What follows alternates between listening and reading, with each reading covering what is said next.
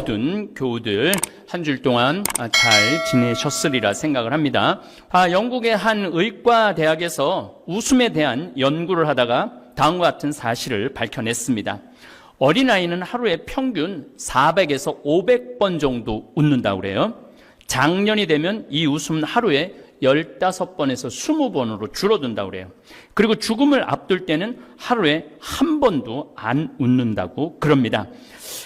사랑하는 다볼 사이버 성당 교우들은 하루에 몇 번 정도 웃습니까? 만약 하루에 한 번도 안 웃었다면 죽음을 바로 앞둔 영혼과 다를 바가 없습니다. 나이가 60이 넘었는데도 하루에 100번 이상을 웃었다면 이분은 어린아이와 같은 맑은 영혼을 지니신 분입니다. 웃을 일이 있어 웃는 게 아니고 웃으면 웃을 일이 생깁니다. 제 유튜브 채널 가운데 나는 자연인이다 라는 프로그램이 있는데 이 자연인을 찍다 보니 매일 항상 웃을 일이 생깁니다.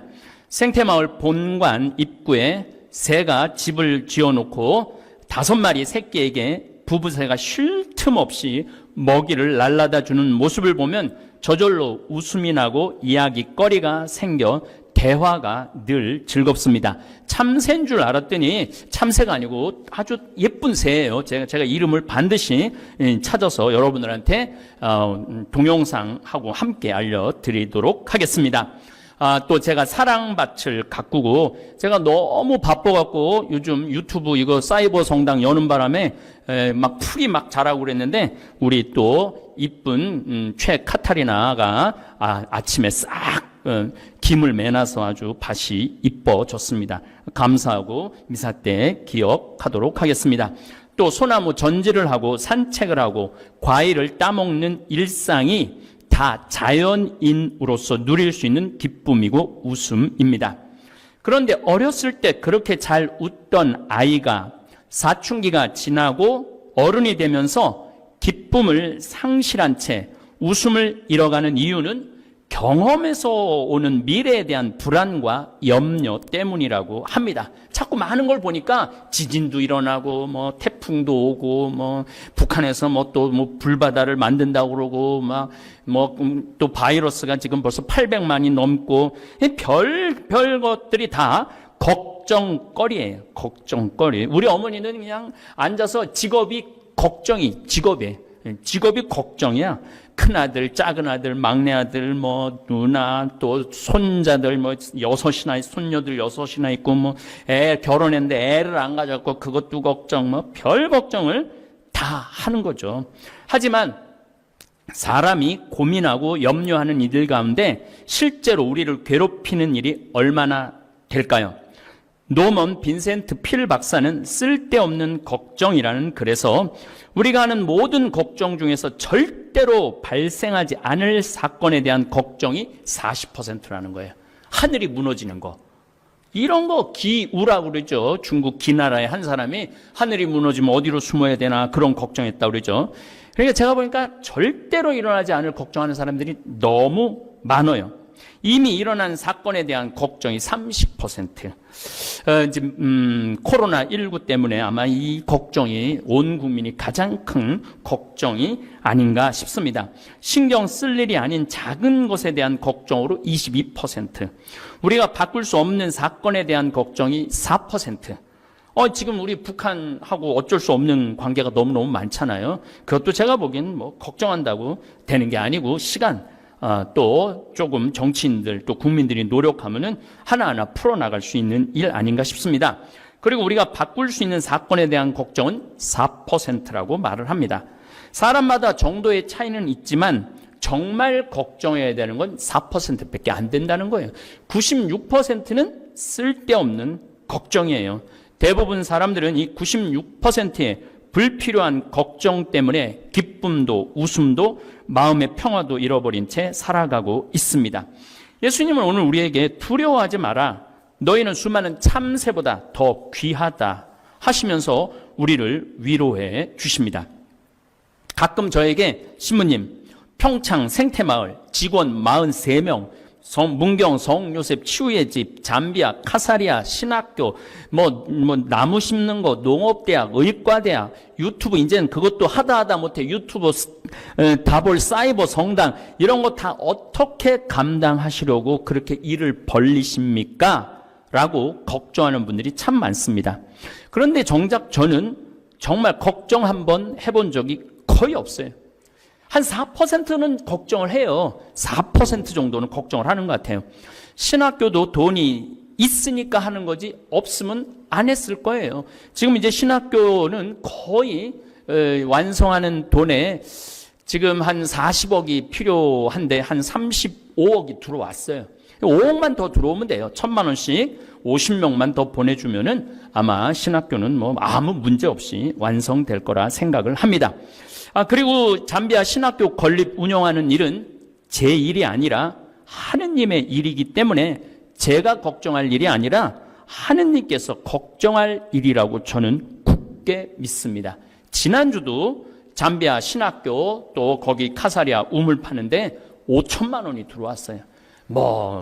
아들 심장마비로 돌아간 아들 기억하는 미국에서 독일에서 사방천지에서 보내줘요. 근데 제가 일일이 찾아다니면서 도와달라고 말하는 것도 아닌데 본인들이 알아서, 그러니까 하느님이 걱정하고 계신 거죠. 하느님이 걱정할 일을 제가 걱정할 필요는 없다, 이런 말씀을 드리는 겁니다. 그리고 많은 분들이 그렇게 이리 뛰어다니고 저리 뛰어다니다가 병들어 죽으면 그 많은 일을 벌려놓고 어떻게 하려고 그러느냐. 사실은 저는 이리 뛰지도 않고 저리 뛰지도 않아요. 그냥 우리 직원들이 다 알아서 해. 다 알아서 하는데 뭘 걱정을 해. 아프리칸 또 우리 김종용 프란치스코 신부님 있고, 문경에는 또 김정호 신부님, 여러분들 성가하면 하는 소리 들어봐요. 또 여기는 우리 박현민 신부님 이제 라디오 상담 실시간 스트리밍 시작했어요. 이제 토요일 날 했고 다음 주 화요일 날 오전 10시에 또 할 겁니다. 또 필요한 악보 이런 전례 이런 건 또 우리 부관장 신부님이 다 알아서 해주고, 이렇게 뛰어다니고 저렇게 뛰어다니고 그 많은 일을 벌려놓고 죽으면은 어떻게 할 거냐. 제가 이렇게 말해요. 난 내일 일도 어떻게 될지 모르는데 내가 죽고 난 다음까지 걱정해야 되느냐. 죽고 나면 그걸로 끝이지 뭘 죽고 난 다음에 여기가 어떻게 될까는 걱정할 필요가 하나도 없어요. 어떻게 하겠죠. 제가 죽고 나면 교회가 알아서 하던가, 잠비아 반다 대주교님 하고 잠비아 교회가 알아서 하겠죠. 아니면 우리 수원교회에서 또 다른 신부를 파견하겠죠.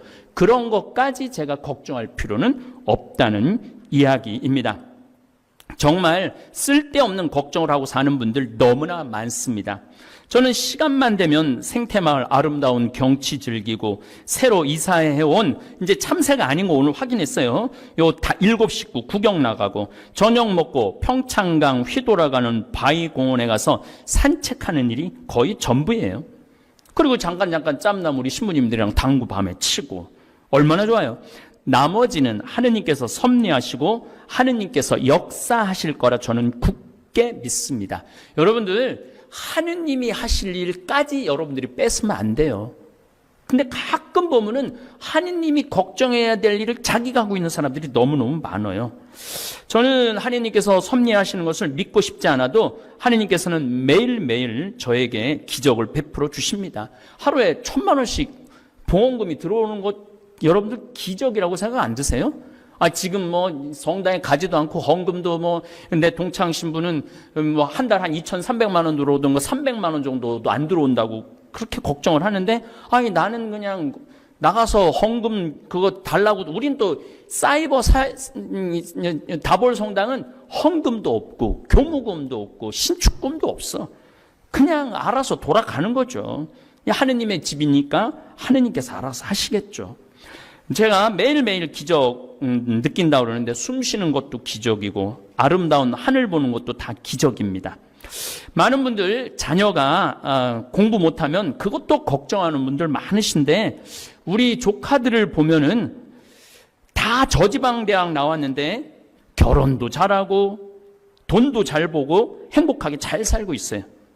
무엇이 되어야 한다는 강박관념이 우리를 불행하게 하는 거예요. 서울대학에 가야만 한다. 의사가 되어야만 한다. 판검사가 되어야만 한다는 목표를 세우면 아이도 부모도 늘 불안하고 초조하고 그렇게 사는 거죠. 그리고 위조하고 강제로 강남으로 이사 가고 그게 다 뭐가 되어야만 하기 때문에 그런 잘못을 저지르는 거예요. 다시 한번 분명히 말씀드리는데 저는 이 세상에서 제일 부럽지 않는 사람들이 판검사예요. 판검사 하나 안 부러워요. 우리 집안에도 검사 잠깐 했다가 지금 변호사 하는 친구가 있는데 검사들 출근하면 매일 만나는 사람이 누구 만날 것 같아요? 살인범, 강간범, 도둑놈, 사기꾼 만나는 거예요. 좋은 사람 만나도 행복할까 말까 하는데 맨날 살인범, 강간범 이런 사람들만 만나면 뭐가 행복해요? 그리고 판사들 매일 사형 내리고 사람 감옥에 보내고 10년, 20년 때려내는 그런 판사가 뭐가 부러워요. 더욱이 정치 판검사들은 정말 못할 짓이죠.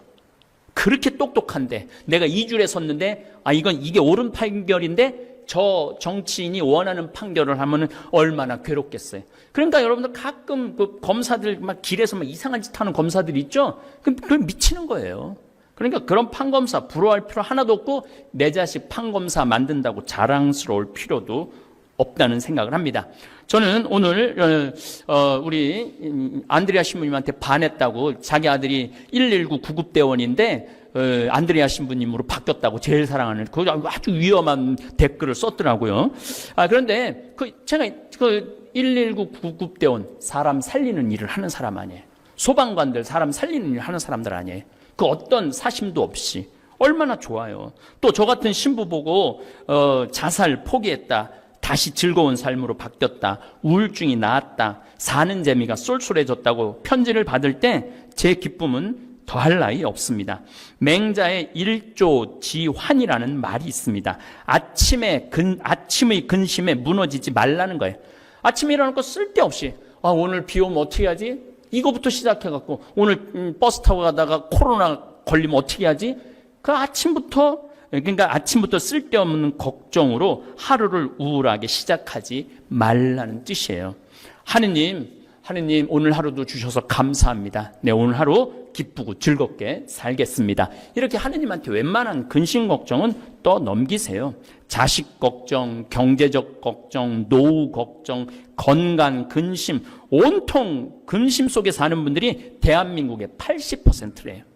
그러니까 막 짜증이 나고 신경질이 나고 운전 기사님을 때리고 막 이런 일들이 다 이런 쓸데없는 걱정 때문에 그렇습니다. 얼마나 좋은 나라에서 살고 있습니까? 저는 지난 2월 달 이스라엘 성지순례를 마지막으로 이제 해외로 여행 다니는 일은 거의 없을 거라고 생각을 합니다. 그러면 이제 한국의 아름다운 곳을 찾아다닐 생각이에요. 지난번에 베론 성지 도보 순례 했듯이 저는 55년을 살면서 100개 나라를 넘게 다녔어요. 그리고 이스라엘은 10번을 갔다 오고 미국은 한 30번을 갔다 왔던 것 같아요. 이제 다닐 만큼 다 다녀서 더 이상 미련도 아쉬움도 없습니다. 항상 나중에 뭘 하려는 사람은 후회만 남아요. 지금 이 순간 즐겁고 기쁘게 산다면 많은 좋은 일이 생길 것입니다. 제가 우리 조카들 가게 개업할 때 비법 하나를 알려주었어요. 조카 둘 다 사업을 너무 잘해서 한 조카는 벤츠까지 타고 다니고 둘 다 벌써 집을 샀어요. 애들이 30대 된데 그 비법을 다볼 사이버 성당 모든 교우들한테 오늘 알려드리겠습니다. 내가 우리 조카들한테 그랬어요. 일단 손님이 들어오면 웃어라. 웃기 시작해갖고 눈이 마주치면 계속 웃어라. 웃고 그리고 물건을 사서 계산을 하고 나갈 때까지 계속 울어라가 아니고 그러면은 아마 너희들은 사업이 번성할 것이다. 그래서 그런지 이 어려운 시기에도 제가 전화를 해보니까 사업이 아주 잘 된다고 그래요. 웃으면은요 복이 오는 거예요. 근심 어린 얼굴을 하고 카운터에 앉아 있으면 다음에는 그 얼굴 부담스러워서 더 이상 그 가게를 찾지 않을 겁니다. 우리 인생도 마찬가지예요. 일소입니다. 한 번 화내면 한 번 늙고 한 번 웃으면 한 번 젊어지는 것입니다. 어제 올라온 나는 자연인이다 무쇠솥 길들이기 편을 한번 들어가서 보시면 제가 얼마나 많이 웃는지 확인할 수 있을 것입니다. 웃으면 복이 옵니다. 그리고 우리 아버지가 어마어마한 부자이기 때문에 저는 걱정할 일이 없어요. 우리 아버지가 저에게 만들어준 선물이 참 많은데 그 가운데 몇 가지만 소개하겠습니다. 우선 우리 아버지가 저를 위해서 태양도 만들어주고 달도 만들어주고 우주 이런 거 다 만들어서 저한테 쓰라고 주셨습니다. 오늘도 하느님께서 저 심심할까 봐 오후 3시 53분 지금도 개기 일식이 일어나고 있는 중입니다. 개기 일식도 이루어 주셨어요. Thank you, Father예요. 하느님, 아빠, 아버지는 제 머리카락까지 다 세워놓으셨다니 뭐 그리 걱정할 일이 많겠습니까? 예수님께서도 계속 우리에게 위로의 말씀을 해주십니다. 무거운 짐진 자, 그래서 고생하는 자들 다 나에게로 와라. 내 멍에는 편하고 내 짐은 가볍다. 위로하시고 마태복음 7장에서는 무엇을 먹을까, 무엇을 마실까, 무엇을 입을까 걱정하지 마라. 하늘의 너희 아버지께서는 이 모든 것이 너희에게 필요함을 아신다. 여러분들, 여기에는 결정적인 우리 다볼 사이버 교우들한테 또 말씀드립니다. 믿음이에요.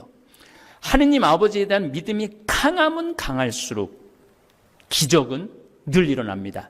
그런데 하느님이 줄까 안 줄까, 거길 넘어서 하느님이 계실까 안 계실까, 이런 의심을 가지고 있는 교우들한테 하느님이 뭘 주겠어요? 저처럼 필요하면 주시겠지. 당신 일인데 내 일이야? 그냥 100억 뚝딱 한 할머니가 와서 주고 가고, 또 한 할머니가 또 여주 피정집 하는데 교구가 돈이 없다고 어쩌고저쩌고 해갖고 취소됐는데 저 그때도 하나 짜증 안 났어요. 그건 하느님이 필요하지 않은가 보다. 그랬더니 이제 문경에 또 오늘 내일 이제 성경 강의 들어보세요. 예루살렘 성전 크기하고 대성전 마당하고 문경 크기하고 똑같아요. 어마어마한 땅을 하느님이 주셨죠. 그러므로 내일을 걱정하지 마라. 내일 걱정은 내일이 할 것이다. 그날 고생은 그날로 충분하다. 저는 이 예수님의 이 위로가 늘 막 복잡한 거 있으면 그래 오늘로 끝. 내일은 또 새로운 내일이, 새로운 태양이 뜨겠지. 다볼 사이버 성당 교우들도 쓸데없는 걱정에 사로잡히지 마시고 하루를 기쁘고 충실히 살면 우리 하늘에 계신 아빠, 아버지가 축복을 하늘에서 내리실 것입니다. 우리나라가 조선시대 때 백성을 정말로 사람으로 취급하지 않고 개, 돼지로 취급을 했었죠. 그리고 세월이 흐르고 독재 정권, 군사 정권, 그 다음에 민주 정권, 이제 많이 자리를 잡아갖고 제가 보기에는 점점 발전하는 것 같습니다. 지금 대개 이제 제국 시대에서 왕정 시대에서 제국 시대로 넘어가죠. 1800년도까지만 해도 왕정 시대가 많았죠. 근데 1900년 1차, 2차 세계대전을 지내면서 제국 시대로 넘어가는 거예요. 한 나라가 여러 나라를 정복하는 시대. 그리고 제국 시대가 끝나고 난 다음에 그렇게 식민지로 있었던 나라들이 다 독립을 합니다. 독립을 할 때 정권을 누가 대개 잡느냐 하면 군부가 잡죠. 군인이 잡습니다. 군인이 잡고 난 다음에는 독재가 진행이 되죠. 우리나라는 조금 반대 성향이 있었어요. 이승만 정권에는 군인이 아니었죠. 그런데 중간에 쿠데타 때문에 이제 군부가 정권을 잡고 독재, 5.18 광주 민주화 운동 때 전두환 정권, 군인 정권이 수많은 우리 젊은이들을 죽음으로 몰아넣고 정권을 잡았죠. 그리고 1987년 저도 그때 데모 방학하는 날, 신학교에서는 데모를 못하니까 방학하는 날 수원 북수동에서부터 역정까지 함께 나도 이 민주화에 함께 해야 되겠다 하고 했던 기억이 나고 최루탄을 뒤집어 썼던 기억도 납니다. 그럼에도 불구하고 우리가 좀 성숙하지 못하고 무르익지 못했죠. 근데 점점 민주화 또 민주 정권이 생기면서 굉장히 좋은 방향으로 발전하고 있습니다. 그 얘기까지 어저께 제가 이 바이러스의 문제에 대해서 이야기할 때 말씀을 드린 것입니다. 어제 제가 강의하면서 제가 이제 댓글을 많이 본다고 말씀을 드렸어요. 맞아요. 빅토리아 여왕이 아니고 엘리자베스 2세죠. 제 나이 정도 되면은 말하다가도 깜빡깜빡 할 때가 많아요. 더욱이 뭐 1시간, 2시간 이렇게 강의할 때 생각 안 날 때도 사실 많습니다. 그래서 참, 하나 외우면 2개 까먹고 2개 외우면 4개 까먹는 것 같습니다. 정정하겠습니다. 엘리자베스 2세, 1926년에 태어났죠. 그러니까 나이로 따지면은 지금 거의 95살 된 여왕이 영국의 국왕으로 지금 있습니다. 자, 제가 전국으로 강의 다닐 때 이야기입니다. 10년 전쯤의 일입니다. 저는 강의 다닐 때마다 생태마을에서 생산한 된장, 간장, 고추장, 생태맘, 청국장, 가루, 찌개용 청국장을 들고 다니면서 팔았습니다. 오늘 잠깐 댓글을 보니까 남편이 당뇨가 들었는데 6개월 동안 이걸 꾸준히 먹으니까 당뇨도 수치가 내려가고 그 다음에 변비도 없어졌다고 너무너무 감사하다라는 글을 제가 읽었습니다. 그럴 때마다 저는 참 행복한 사업가죠. 그리고 행복한 생태마을 을장입니다. 어쨌든 제가 대부분 강의를 2시간 정도 초청 강의할 때 하는데 중간에 10분이나 15분 쉬는 시간에 평창 생태마을에서 생산한 장류 제품을 팔았습니다. 물론 제가 쓴 책들도 들고 나가서 판매하고 사인도 많이 해 주었습니다. 그 덕에 사실은 보통 저자들보다도 책을 훨씬 많이 팔았죠. 엄청나게 대충 총 한 100만 권 정도 팔은 것 같아요. 이제까지 제가 쓴 책을. 작가로서는 정말 말도 할 수 없는 큰 기쁨의 그러한 작가죠. 저는 참 사제이기 때문에 유리한 부분이 참 많습니다. 한마디로 장돌배기 같은 장돌배기죠. 같은 삶을 15년 정도 산 것 같습니다. 저는 이 장돌배기라고도 하죠. 단어를 참 좋아합니다. 장돌림. 장마당마다 이렇게 돌아가면서 물건을 파는 장돌배기, 5일 장마다 장을 돌면서 물건을 파는 사람입니다. 지금도 평창은 5일 10일장, 5일 10일장은 5일, 10일, 15일, 20일, 25일, 30일 이렇게 오늘 우리 평창 장 서는 날이에요. 오늘 좀 장 보러 나갔어야 되는데 읍내로 뭐 하루 종일 강의 준비한다고 뭐 책상에서 움직이질 못해갖고 다음 이제 5일을 더 기다려서 우리가 상추 모종도 좀 사야 되고 쑥간 모종도 좀 사야 되는데 어쨌든 대화, 저 위에는 대화는 4일 9일장입니다. 그러니까 4일, 9일, 14일, 19일, 24일, 29일 이렇게 장이 서죠. 봉평장은 2일, 7일장입니다. 2일, 7일, 10일, 17일, 20일, 27일 이렇게 장이 쓰죠. 그러면서 이렇게 장돌뱅이들은 이제 하루하루 날짜가 되니까 대개 다 20km 거리예요. 참 묘해요. 도시가 시골은 거리가 대개 20km입니다. 제천에서 주천 20km, 신림에서 주천 20km, 주천에서 우리 평창 20km, 평창에서 대화 20km, 대화에서 봉평 20km 이런 식으로 돼 있죠. 그래서 장돌뱅이들이 이렇게 하루 이제 물건 팔고 또 밤에 이렇게 이제 가면서 다음날 또 대화로 옮겨가고 봉평으로 옮겨가고 그러죠. 사실 예수님도 장돌백이셨습니다. 7일에 한 번씩 찾아오는 안식일에 회당을 들러서 하늘나라를 판매하신 분이에요. 제가 옛날에 내 사목 목표는 고객 만족도 아니고 고객 감동도 아니고 고객 기절이다. 저는 우리 많은 교우들한테 하늘나라를 파는 영업사원이라고 생각을 해요. 하늘나라가 좋으니까 사시라고. 그래갖고 그 하늘나라의 좋음을 내가 최대한 잘 홍보할 수 있는 그러한 능력을 갖추는 게 예수님 보시기에 좋은 사도라는 말씀을 참 예전에 많이 드렸습니다. 저 역시 장돌배기로 전국을 돌아다니면서 하느님 나라를 판매했습니다. 지금은 유튜브를 통해서 하느님 나라를 팔고 있습니다. 하느님 나라 좋다고 이렇게 많이 얘기를 하죠. 이 유튜브가 엄청난 공간입니다. 3월 16일 날 제가 귀국보고라는 제목으로 강의를 올렸는데 5일 만에 시청하신 분들이 16만 명입니다. 5일 만에 방탄소년단이 뉴저지 맷라이프 스타디움에서 8만 명을 상대로 공연을 했는데 제 강의는 이 2배의 시청자들이 시청을 한 것입니다.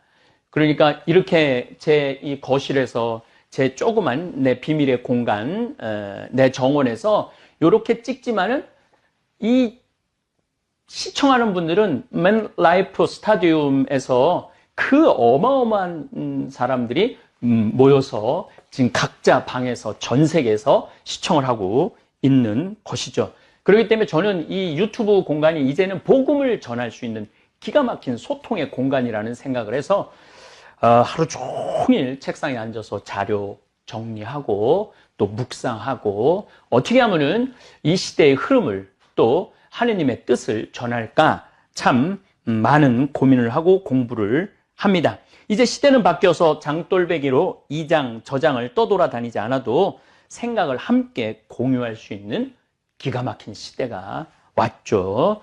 스마트폰, 그 스마트폰이 연 또 다른 세상이기도 합니다. 이효석 선생님께서 쓰신 메밀꽃 필 무렵을 읽어보면 장돌배기의 삶을 참 잘 그려놓은 이야기입니다. 그런데 이 메밀꽃 필 무렵과 우리 평창 성필리포 생태마을의 관계는 특별합니다. 소설 속의 허생원은 평창장, 대화장, 봉평장, 이제 마지막으로 장평장으로 떠난다는 얘기가 나옵니다. 평창에서 만난 동이라는 젊은이는 제천에서 태어났다고 그러죠. 우연하게 평창장에서 만나 동행을 시작하게 됩니다. 그런데 이 동이는 제천에서 태어납니다. 다시 말해서 제천에서 평창까지 오는 데는 반드시 지금 성필리포 이 자리를 지나야 합니다. 무슨 얘기냐면은 제천에서 주천, 주천에서 판운으로 넘어와서 이제 강 따라 쭉 오는 거죠. 판운에서 이곳에 딱 도착을 하면은 여기에서는 길이 없어요. 이 나루터를 건너가야 돼요. 그래서 요 건너편에 비석이 있어요. 100년 전 나루터라고 써 있어요. 그래서 요 건너편에는 나루터입니다. 그리고 요 자리는 바로 요 자리예요. 요 자리는 뭐가 있었느냐면 주막이 있었어요. 주막이. 이건 제 생각에는 500년 전에도 이 자리가 주막이 있었고 100년 전에도 이 자리가 주막이 있었을 것입니다. 바로 이 자리에 제가 생태마을을 꾸미고 살고 있죠. 우리 이효석 선생님께서는 진부에서 태어났어요. 하진불이라는 곳에서 태어나셨고 또 진부리에 묻히시죠. 1973년 영동고속도로 공사 때 그때는 평창 분들이 봉평이나 진부에 계신 분들이 여기에 얘기를 했다고 그래요. 그 자손들이 우리 아버지 이제 영동고속도로 때문에 묘가 옮겨야 되니까 어떻게 여기서 할 수 없느냐고. 그때는 1973년도에는 문학가가 얼마나 위대한 사람인지 몰랐던 거예요. 그래갖고 봉평에다 모시지 못했죠. 파주 공원묘원으로 지금 가 계세요. 이효석 선생님. 묘는 거기 있습니다. 참 기가 막히죠. 우리가 봉평 메밀꽃 축제를 9월 달에 보통 하는데 한 100만 명 정도 모인다고 그래요. 100만 명 정도. 무슨 경제적인 효과의 문제가 아니라 사람들은 이 문학에 대한 그리움이 있어요. 만약에 이효석 선생님의 묘가 그 물레방아 옆에 있었다면 제가 보기에는 100만 명이 오는 게 아니라 300만 명, 500만 명이 올 겁니다. 그런데 그 문학가의 그 귀중함을, 그러니까 예술의 귀중함을 그때 시대 때는 몰랐던 것이죠. 어쨌든 평창초등학교를 6년을 이효석 선생님이 다니셨어요. 그렇기 때문에 이효석 선생님은 제천, 주천, 평창, 대화, 제가 이제 이 메밀꽃 필 무렵의 길을 말씀을 드리는 거예요. 대화, 그 다음에 그 유명한 봉평, 물레방앗간에서 하룻밤에 만난 그 여인과 사랑에 나누는 그러한 얘기죠. 그래서 이 자리가 이효석 선생님이 이 자리를 분명히 알고 계셔. 우리 생태마을을 분명히 알고 계셨던 것이죠. 그래서 저는 그런 그 연계성을 갖고 있으면서 이곳은 많은 사람들이 쉬었다 갔던 장소예요. 그렇기 때문에 성필리포 생태마을 피정의 집, 온 세상을 떠돌아다니는 나그네들이 이곳에 와서 쉬고 가는 그런 기가 막힌 공간으로 재탄생했죠.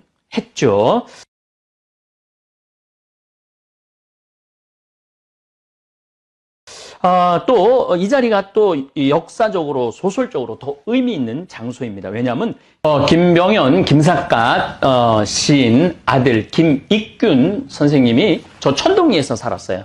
거기서 뭐를 했냐면 서당을 했어요. 훈장님을 하셨죠. 그런데 항상 여기 섭다리가 여기 있었는데 항상 건너와갖고 바로 이 자리에 주막이 있었기 때문에 이 자리에서 그렇게 술 마시기를 좋아했대요. 그래요. 아마 아버지의 영향을 참 많이 받은 것 같아요. 김익균 선생님은 태어나서 아버지를 딱 3번 만났다고 그래요. 딱 3번 만나고 마지막에 전주에서 만났을 때 제발 이제 집으로 가자고. 집이라고 그러는 건 바로 이 천동리예요. 천동리. 바로 우리 강 건너 천동리로 가자고 그러는데 아버지가 알았다고 그러고 나 좀 뒤 좀 보겠다고 그러고 갔는데 기다렸는데 안 나타나셔갖고 들어가 보니까 삿갓을 벗어놓고 떠난 거예요. 그게 마지막 만남이었어요. 그런데 이게 조금 이제 여러 가지 설이 좀 있는데 우리 평창 쪽에서는 김익균 선생님이 하루는 아버지 죽었다는 소식을 듣고 가갖고 이렇게 그 증언이 있어요. 여기는 지씨 동네예요. 그 지씨 동네인데 지씨성을 가진 분들의 집장촌이죠. 하루는 어디를 아버지 모시러 간다고 그래갖고 이렇게 함에다가 이렇게 그러니까 이제 화장을 해갖고 와갖고 여기다 묻었다고 그래요. 지금은 영월 김삿갓 그 묘가 거기 있다고 그러는데 이 지역의 사람들의 증언을 들어보면은 묻어갖고 항상 아버지한테 벌초도 하고 아버지를 잘 모셨다고 이 지역 사람들은 그런 증언들을 하고 있어요. 어쨌든 그 김익균 선생님은 요 자리가 이 주막 자리였기 때문에 항상 여기 섭다리를 건너와갖고 여기서 술 마시는 걸 참 좋아했다고 그래요. 근데 한 겨울에 술을 너무 마셔갖고 섭다리를 건너다가 떨어져요. 그래갖고 다리에 떨어져서 죽어요. 그 같이 가던 친구가 이 상투를 풀어갖고 섭다리 거기 그 기둥에 묶어놓고 사람을 부르러 갔다 와 보니까 죽었다고 그럽니다. 그래서 김익균 선생님의 묘는 여기 있습니다, 지금. 그리고 이 자리가 제가 20년 전에 왔을 때도 이 자리가 주막은 아니고 뭐 식사도 하지만은 술도 파는 자리로 제가 그 집에서 한 2년, 3년 살았어요.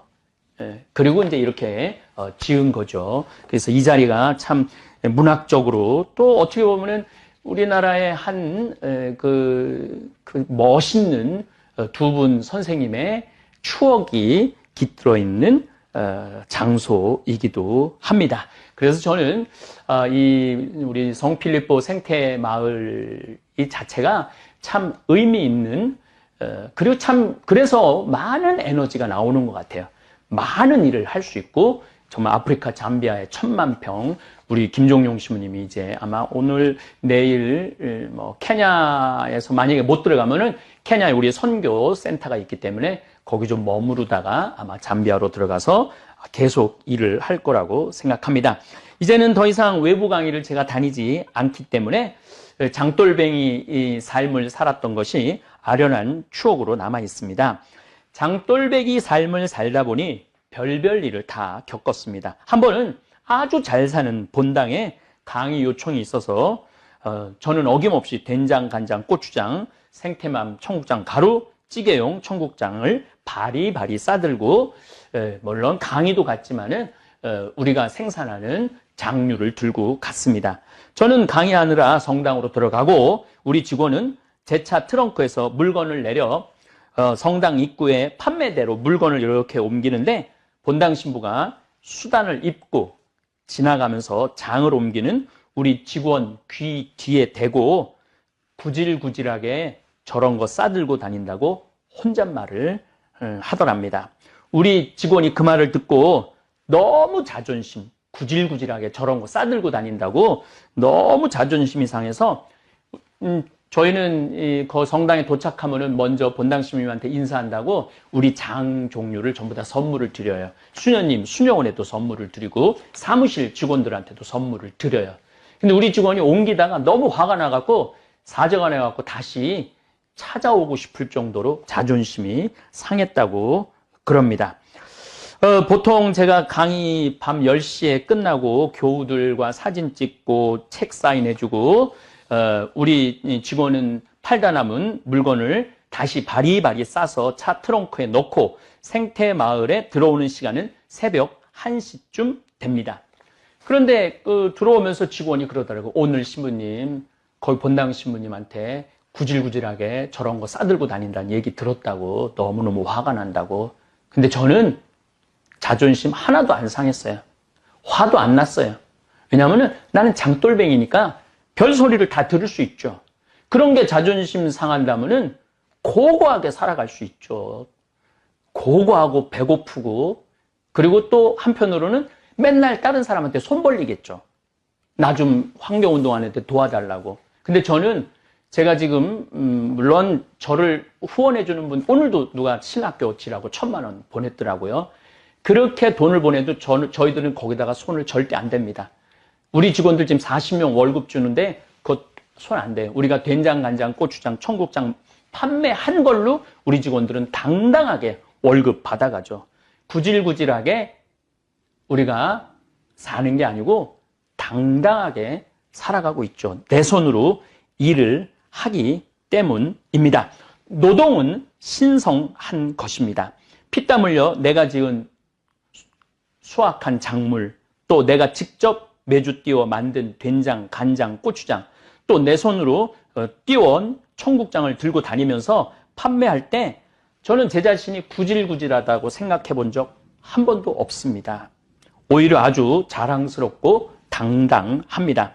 아마 오늘 이 시간에 시장에서 또 노동 현장에서 또 공장에서 피땀 흘려 성실하게 일하시는 모든 분들, 본인이 구질구질하다고 생각하시는 분들이 있다면 더 이상 그렇게 생각하지 않으셔도 됩니다.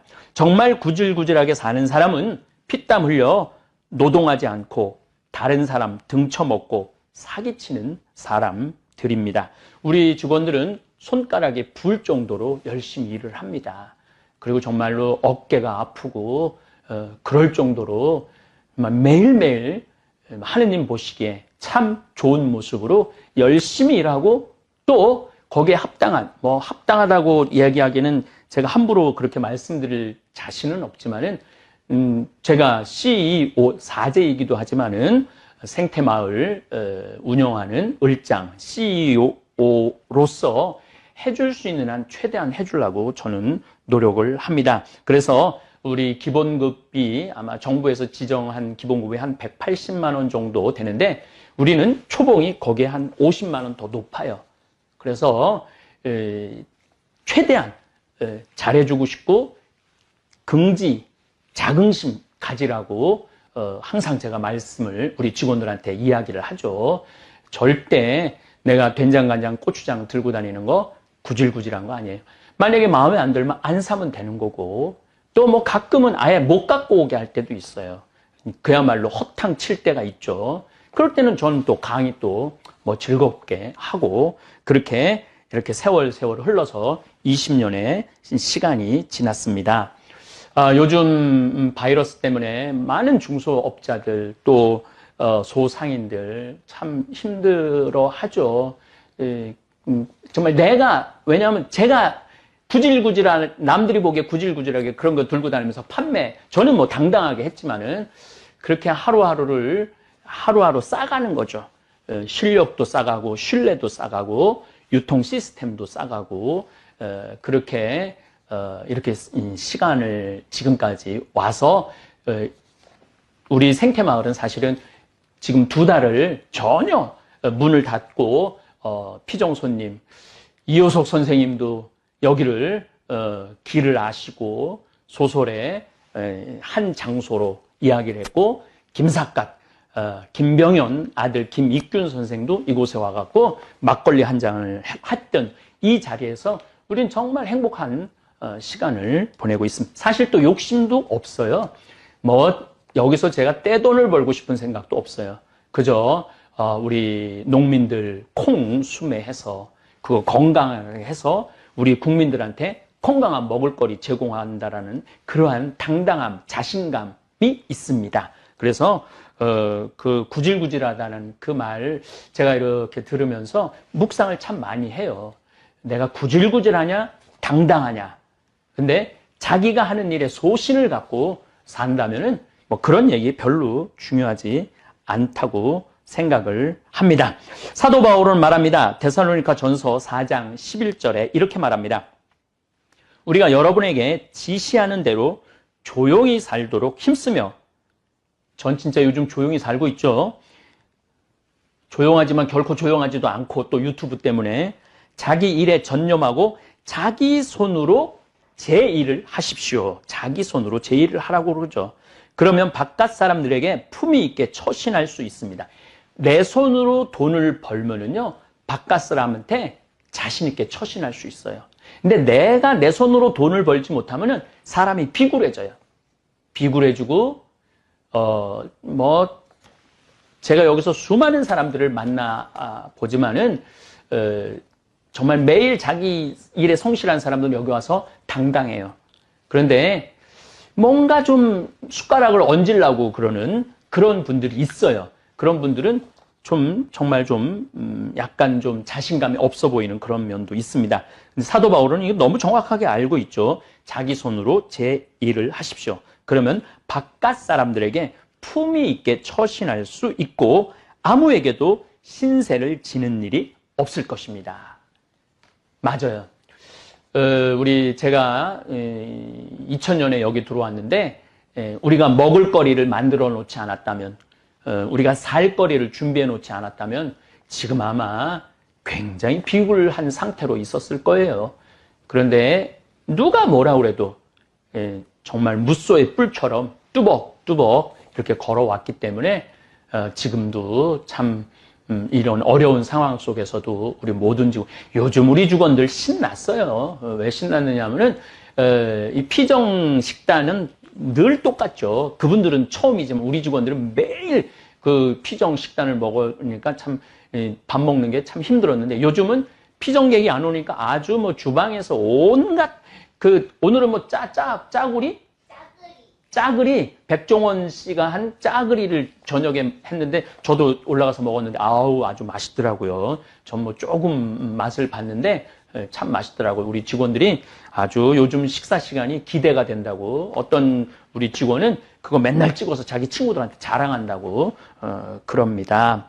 어쨌거나 하여튼 요즘 바이러스가 창궐하는 시대를 살면서 내 손으로 일해서 먹고 살 수 있음에 얼마나 감사한지 모릅니다.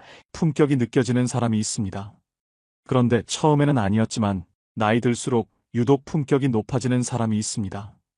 과거에는 엉성하고 실수도 하고 잘못된 행동으로 어려움을 겪었던 사람이 점점 달라지는 모습에 놀랍니다. 품격을 태생이나 가정환경 영향이 크다고 생각하지만 이 사람들은 스스로 자신을 다듬어 갔다고 할까요? 이렇게 될 수 있었던 이유는 그들이 어려움에서 빠져나온 방법, 우물 안개구리가 되지 않을 수 있었던 방법 등에서 찾을 수 있었습니다. 이를 계기로 그들은 점점 변하고 발전할 수 있었습니다. 오늘은 이들을 통해 나이 들수록 유독 품격 높아지는 사람들 특징 5가지, 나이 들수록 품격 있는 사람이 되는 법에 관해 말씀드릴까 합니다. 첫 번째, 말을 함부로 하지 않는다. 2030대에는 말을 조심해서 하던 사람이 나이 들면서 조심하지 않고 말하는 경우가 있습니다. 이유를 살펴보면 눈치 볼 사람이 없어서, 힘이 생겨서, 자기 생각이 굳어져서, 많이 알아서 등이 있었습니다. 자신은 거침없이 말에 편할지 모르지만 듣는 사람은 상처를 받습니다. 조언이나 비평이라는 말로 상대에 대해 함부로 이야기하는 사람도 마찬가지입니다. 사람의 품격을 가장 쉽게 알 수 있는 것은 말이라고 생각합니다. 말에서 그 사람의 내적인 면을 보게 됩니다. 상스럽게 말하거나 함부로 말하면서 상대를 누른다고 생각할지 모르지만 자신은 더 낮아지는 결과를 가져옵니다. 자신을 높이는 가장 쉬운 방법은 상대를 높임으로써 함께 높아지는 것입니다. 말에 상대를 배려하고 존중하는 마음을 담으면 나도 높아집니다. 이런 말을 품격 있는 말이라고 합니다. 나이 들수록 유독 품격 높아지는 사람들은 말의 힘을 새삼 느낀 사람들입니다. 2030대 때 상스러운 말이나 함부로 이야기했지만 이런 습관을 나이 들면서 버린 사람들입니다. 말로 인한 피해를 깨닫고 말에 특히 신경을 씁니다. 할 말을 여러 번 심사숙고합니다. 힘이 생기고 아는 게 많아지면 조심성이 떨어질 법도 한데 말 무서운 줄 알기에 조심합니다. 남을 폄하하거나 자만하지 않습니다. 남을 인정할 줄 압니다. 품격에서 숙성이란 단어도 떠오릅니다. 숙성이란 나이 들입니다. 그러나 사람은 나이 들었다고 품격 있는 것이 아닙니다. 내적으로 성숙해야 합니다. 말이 바로 그 내적 성숙을 보여줍니다. 두 번째, 어려워도 미소를 잃지 않는다. 나이 들수록 유독 품격 높아지는 사람들 중에는 젊은 시절 큰 어려움을 극복했던 사람들이 적지 않습니다. 하지만 그들은 어려움 속에서도 미소를 잃지 않았습니다.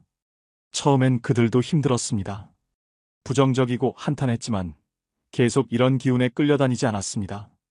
부정과 한탄은 당장의 감정 해소엔 도움될지 모르지만 하면 할수록 자신을 가라앉게 만들 뿐 문제 해결은 더 멀어지게 하는 것을 알았기 때문입니다.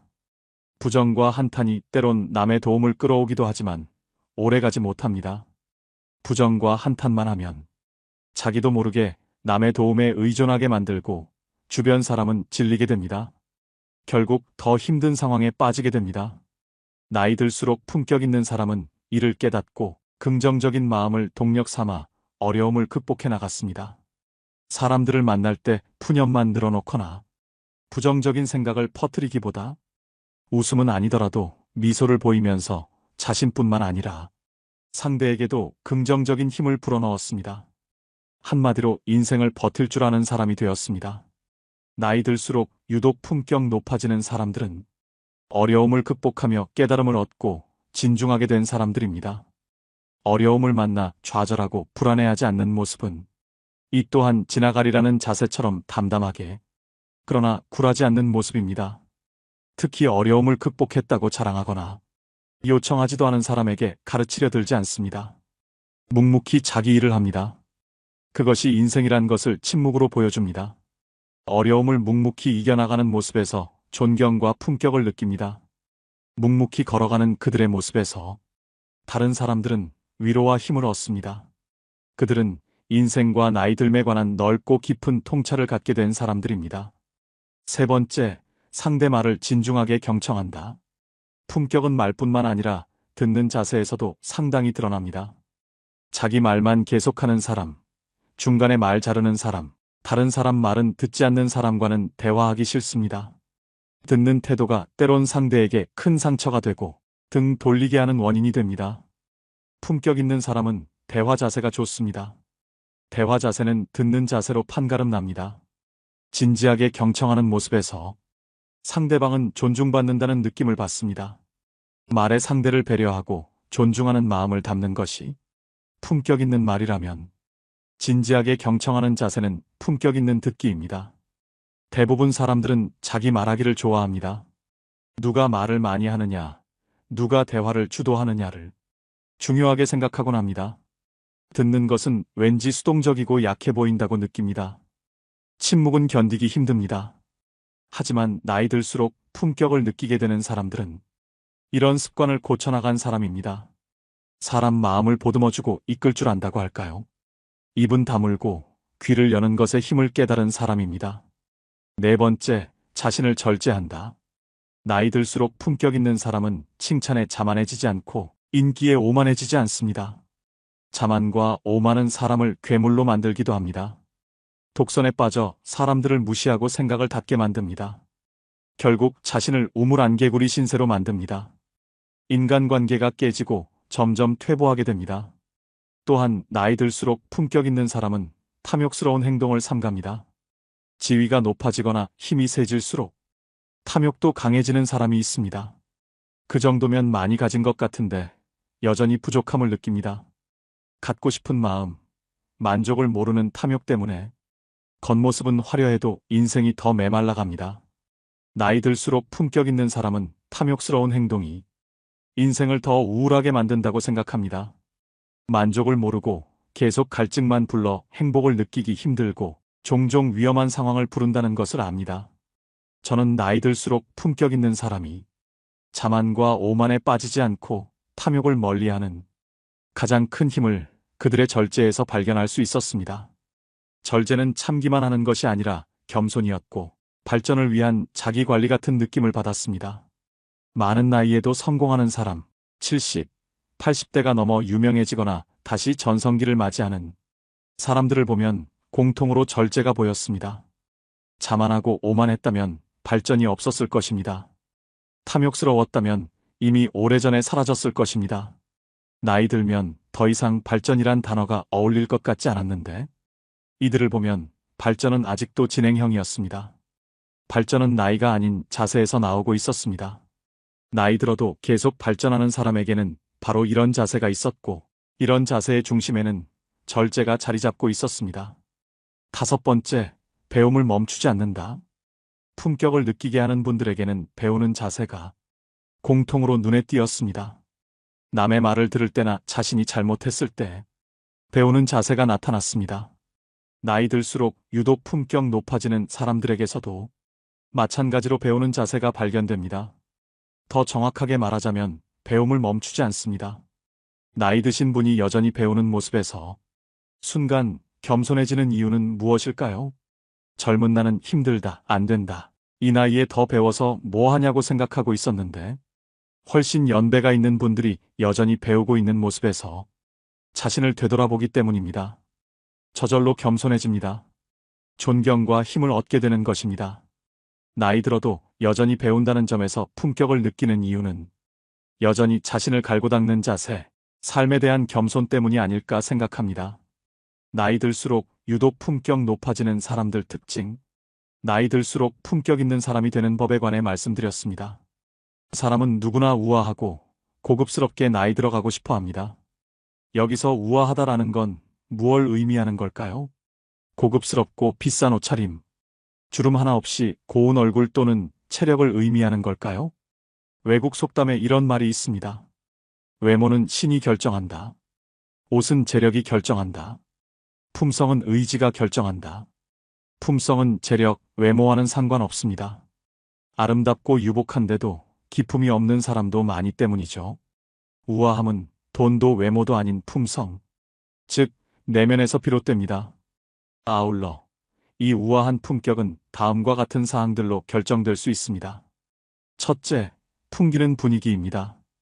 품격과 화려함, 관록은 나이가 주는 분위기에서 비롯됩니다. 이 분위기는 누구보다 나 자신을 잘 활용할 줄 아는 사람에게서 찾을 수 있습니다. 늙어가는 것을 필사적으로 막고 어려 보이기 위해 노력하는 것이 아닌 자연스럽게 있는 그대로 받아들일 때 어떻게 나이 들 것인지 비로소 정확하게 계획할 수 있습니다. 둘째, 고집이 없는 마음입니다. 우리는 나이가 들수록 알 수 없는 고집과 집착이 강한 사람을 많이 만납니다. 가치관과 생각이 굳어있기에 평소 자신이 생각해왔던 것과 다른 상황이 펼쳐지면 잘못된 것이라고 치부해버리는 사람들입니다. 주로 이렇게 해야만 한다라는 생각에 갇힐 때, 역할 의식이 강할 때 생기지만 그것은 결국 스스로를 괴롭게 만드는 부정적인 마음으로 발전하기 쉽습니다. 내면에서 괴로움이 느껴진다면 자신에게 부여한 틀을 벗어버려야 합니다. 정말로 좋은 사람은 좋다라는 것을 의식하지 않습니다. 시간이 흐름에 따라 세상이 바뀌고 사람들의 생활 방식이나 행동도 바뀝니다. 변하지 않는 건 없다고 했습니다. 생각의 틀을 조금 더 유연하게 가져가 보는 건 어떨까요? 셋째, 언어 습관입니다.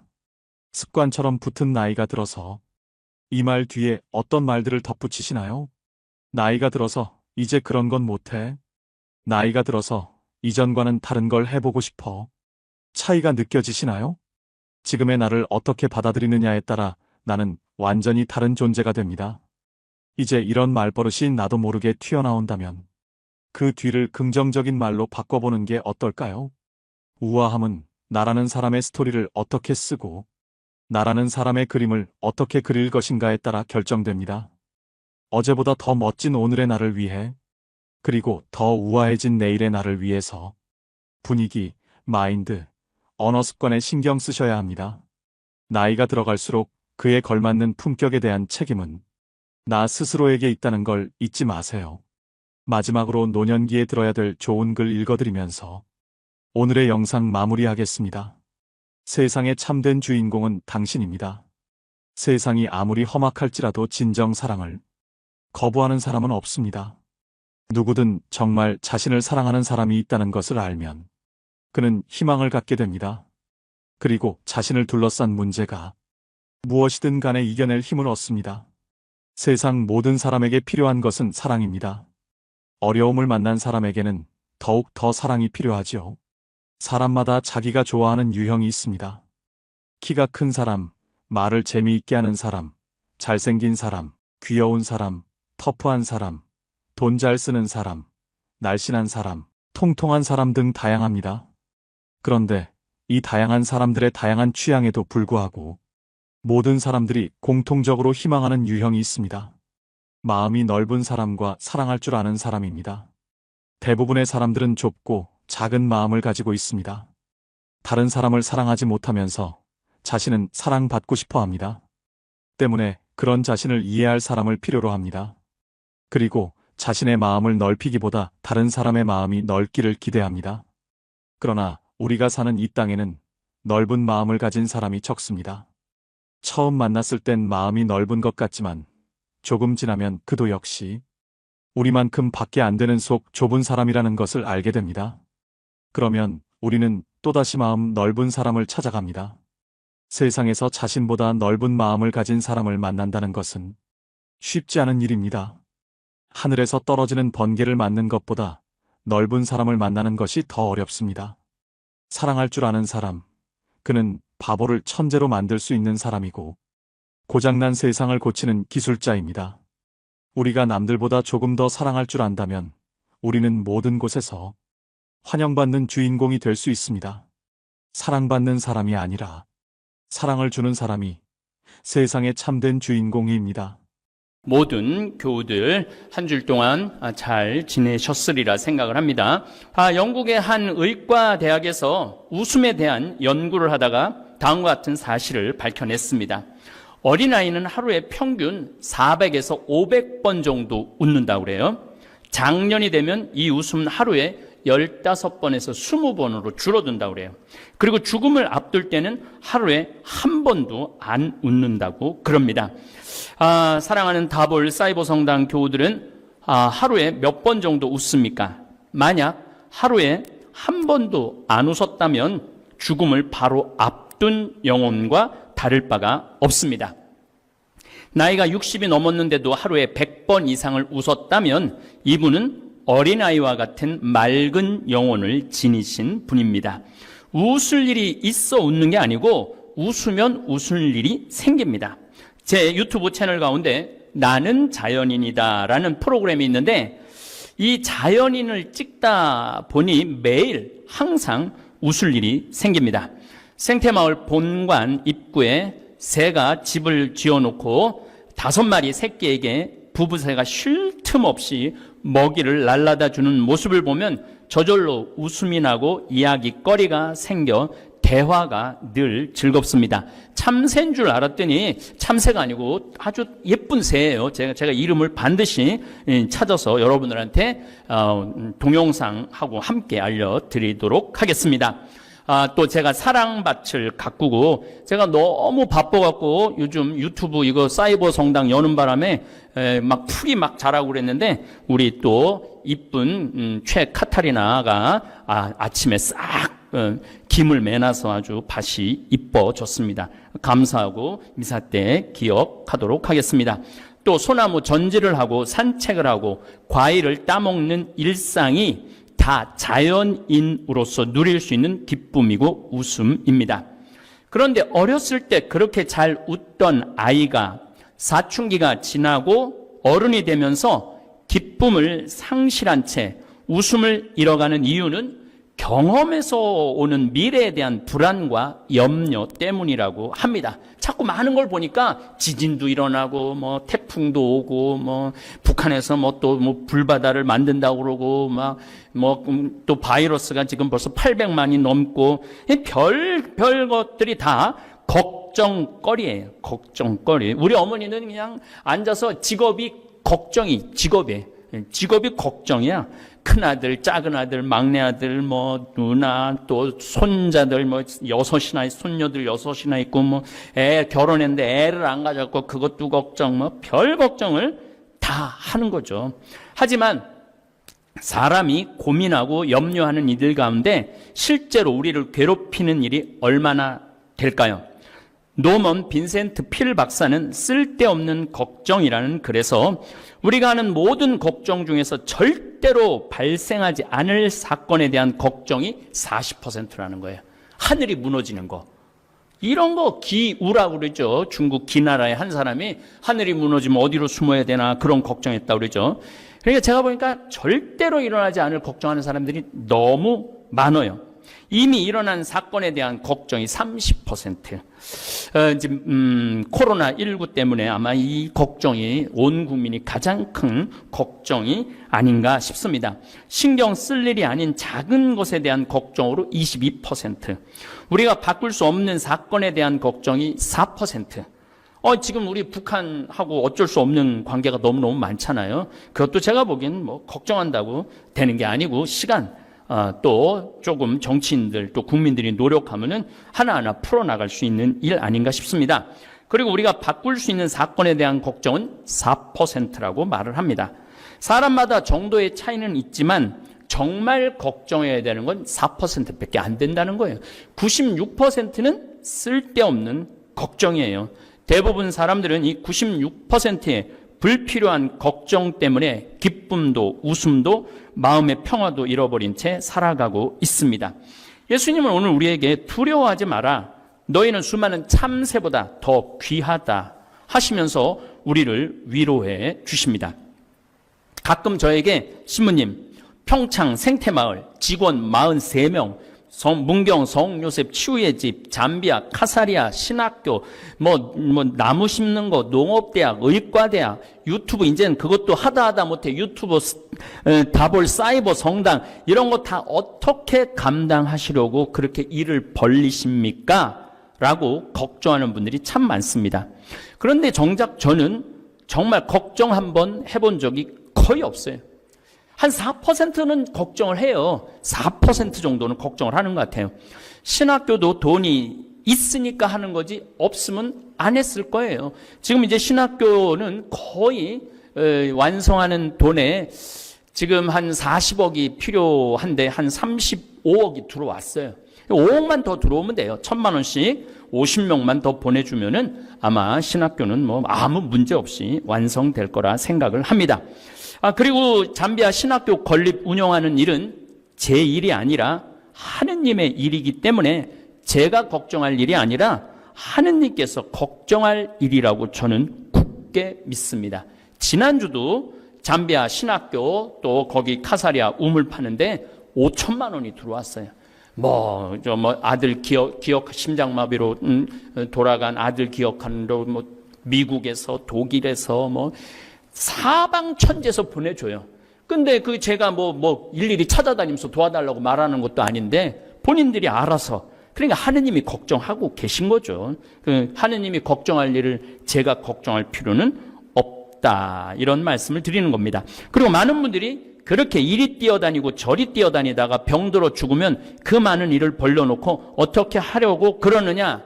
사실은 저는 이리 뛰지도 않고 저리 뛰지도 않아요. 그냥 우리 직원들이 다 알아서 해.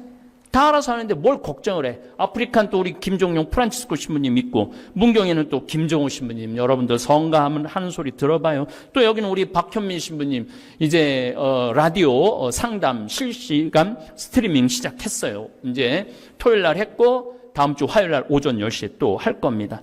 또 여러 필요한 악보 이런 전례 이런 건 또 우리 부관장 신부님이 다 알아서 해주고, 이렇게 뛰어다니고 저렇게 뛰어다니고 그 많은 일을 벌려놓고 죽으면은 어떻게 할 거냐. 제가 이렇게 말해요. 아니, 난 내일 일도 어떻게 될지 모르는데 내가 죽고 난 다음까지 걱정해야 되느냐.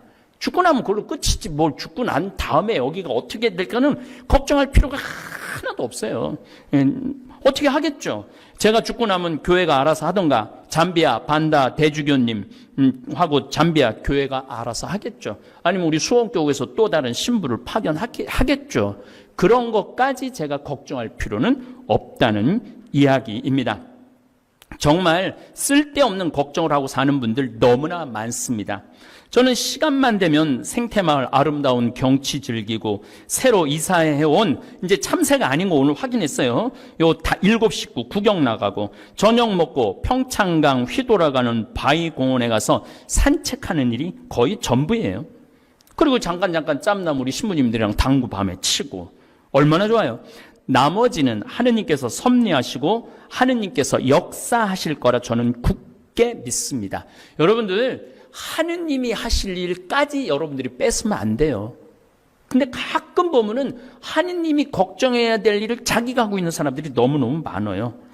저는 하느님께서 섭리하시는 것을 믿고 싶지 않아도 하느님께서는 매일매일 저에게 기적을 베풀어 주십니다. 하루에 1,000만 원씩 봉헌금이 들어오는 것 여러분들 기적이라고 생각 안 드세요? 지금 뭐 성당에 가지도 않고 헌금도 내 동창 신부는 한 달 한 2,300만 원 들어오던 거 300만 원 정도도 안 들어온다고 그렇게 걱정을 하는데, 나는 그냥 나가서 헌금 그거 달라고. 우린 또 사이버 다볼 성당은 헌금도 없고 교무금도 없고 신축금도 없어. 그냥 알아서 돌아가는 거죠. 하느님의 집이니까 하느님께서 알아서 하시겠죠. 제가 매일매일 기적 느낀다고 그러는데 숨 쉬는 것도 기적이고 아름다운 하늘 보는 것도 다 기적입니다. 많은 분들 자녀가 공부 못하면 그것도 걱정하는 분들 많으신데, 우리 조카들을 보면은 다 저지방 대학 나왔는데 결혼도 잘하고 돈도 잘 보고 행복하게 잘 살고 있어요. 무엇이 되어야 한다는 강박관념이 우리를 불행하게 하는 거예요. 서울대학에 가야만 한다. 의사가 되어야만 한다. 판검사가 되어야만 한다는 목표를 세우면 아이도 부모도 늘 불안하고 초조하고 그렇게 사는 거죠. 그리고 위조하고 강제로 강남으로 이사가고, 그게 다 뭐가 되어야만 하기 때문에 그런 잘못을 저지르는 거예요. 다시 한번 분명히 말씀드리는데, 저는 이 세상에서 제일 부럽지 않는 사람들이 판검사예요. 판검사 하나 안 부러워요. 우리 집안에도 검사 잠깐 했다가 지금 변호사하는 친구가 있는데, 검사들 출근하면 매일 만나는 사람이 누구 만날 것 같아요? 살인범, 강간범, 도둑놈, 사기꾼 만나는 거예요. 좋은 사람 만나도 행복할까 말까 하는데 맨날 살인범, 강간범 이런 사람들만 만나면 뭐가 행복해요? 그리고 판사들 매일 사형 내리고 사람 감옥에 보내고 10년, 20년 때려내는 그런 판사가 뭐가 부러워요? 더욱이 정치 판검사들은 정말 못할 짓이죠. 그렇게 똑똑한데 내가 2줄에 섰는데 이게 옳은 판결인데 저 정치인이 원하는 판결을 하면은 얼마나 괴롭겠어요. 그러니까 여러분들 가끔 그 검사들 막 길에서 막 이상한 짓 하는 검사들 있죠? 그걸 미치는 거예요. 그러니까 그런 판검사 부러워할 필요 하나도 없고 내 자식 판검사 만든다고 자랑스러울 필요도 없다는 생각을 합니다. 저는 오늘 우리 안드레아 신부님한테 반했다고, 자기 아들이 119 구급대원인데 안드레아 신부님으로 바뀌었다고 제일 사랑하는 그 아주 위험한 댓글을 썼더라고요. 그런데 제가 119 구급대원 사람 살리는 일을 하는 사람 아니에요. 소방관들 사람 살리는 일을 하는 사람들 아니에요. 그 어떤 사심도 없이 얼마나 좋아요. 또 저 같은 신부 보고 자살 포기했다, 다시 즐거운 삶으로 바뀌었다, 우울증이 나았다, 사는 재미가 쏠쏠해졌다고 편지를 받을 때 제 기쁨은 더할 나위 없습니다. 맹자의 일조지환이라는 말이 있습니다. 아침의 근심에 무너지지 말라는 거예요. 아침에 일어나고 쓸데없이 오늘 비 오면 어떻게 하지? 이거부터 시작해갖고 오늘 버스 타고 가다가 코로나 걸리면 어떻게 하지? 그러니까 아침부터 쓸데없는 걱정으로 하루를 우울하게 시작하지 말라는 뜻이에요. 하느님, 하느님 오늘 하루도 주셔서 감사합니다. 네, 오늘 하루 기쁘고 즐겁게 살겠습니다. 이렇게 하느님한테 웬만한 근심 걱정은 또 넘기세요. 자식 걱정, 경제적 걱정, 노후 걱정, 건강 근심, 온통 근심 속에 사는 분들이 대한민국의 80%래요.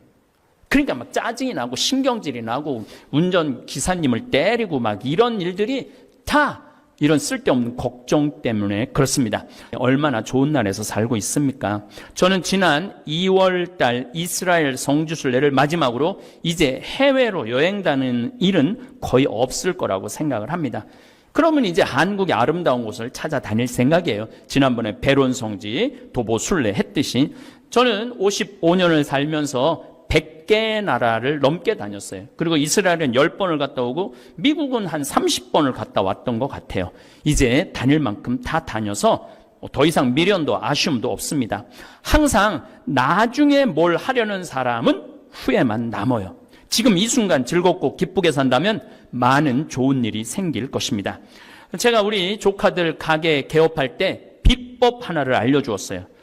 조카 둘 다 사업을 너무 잘해서 한 조카는 벤츠까지 타고 다니고 둘 다 벌써 집을 샀어요.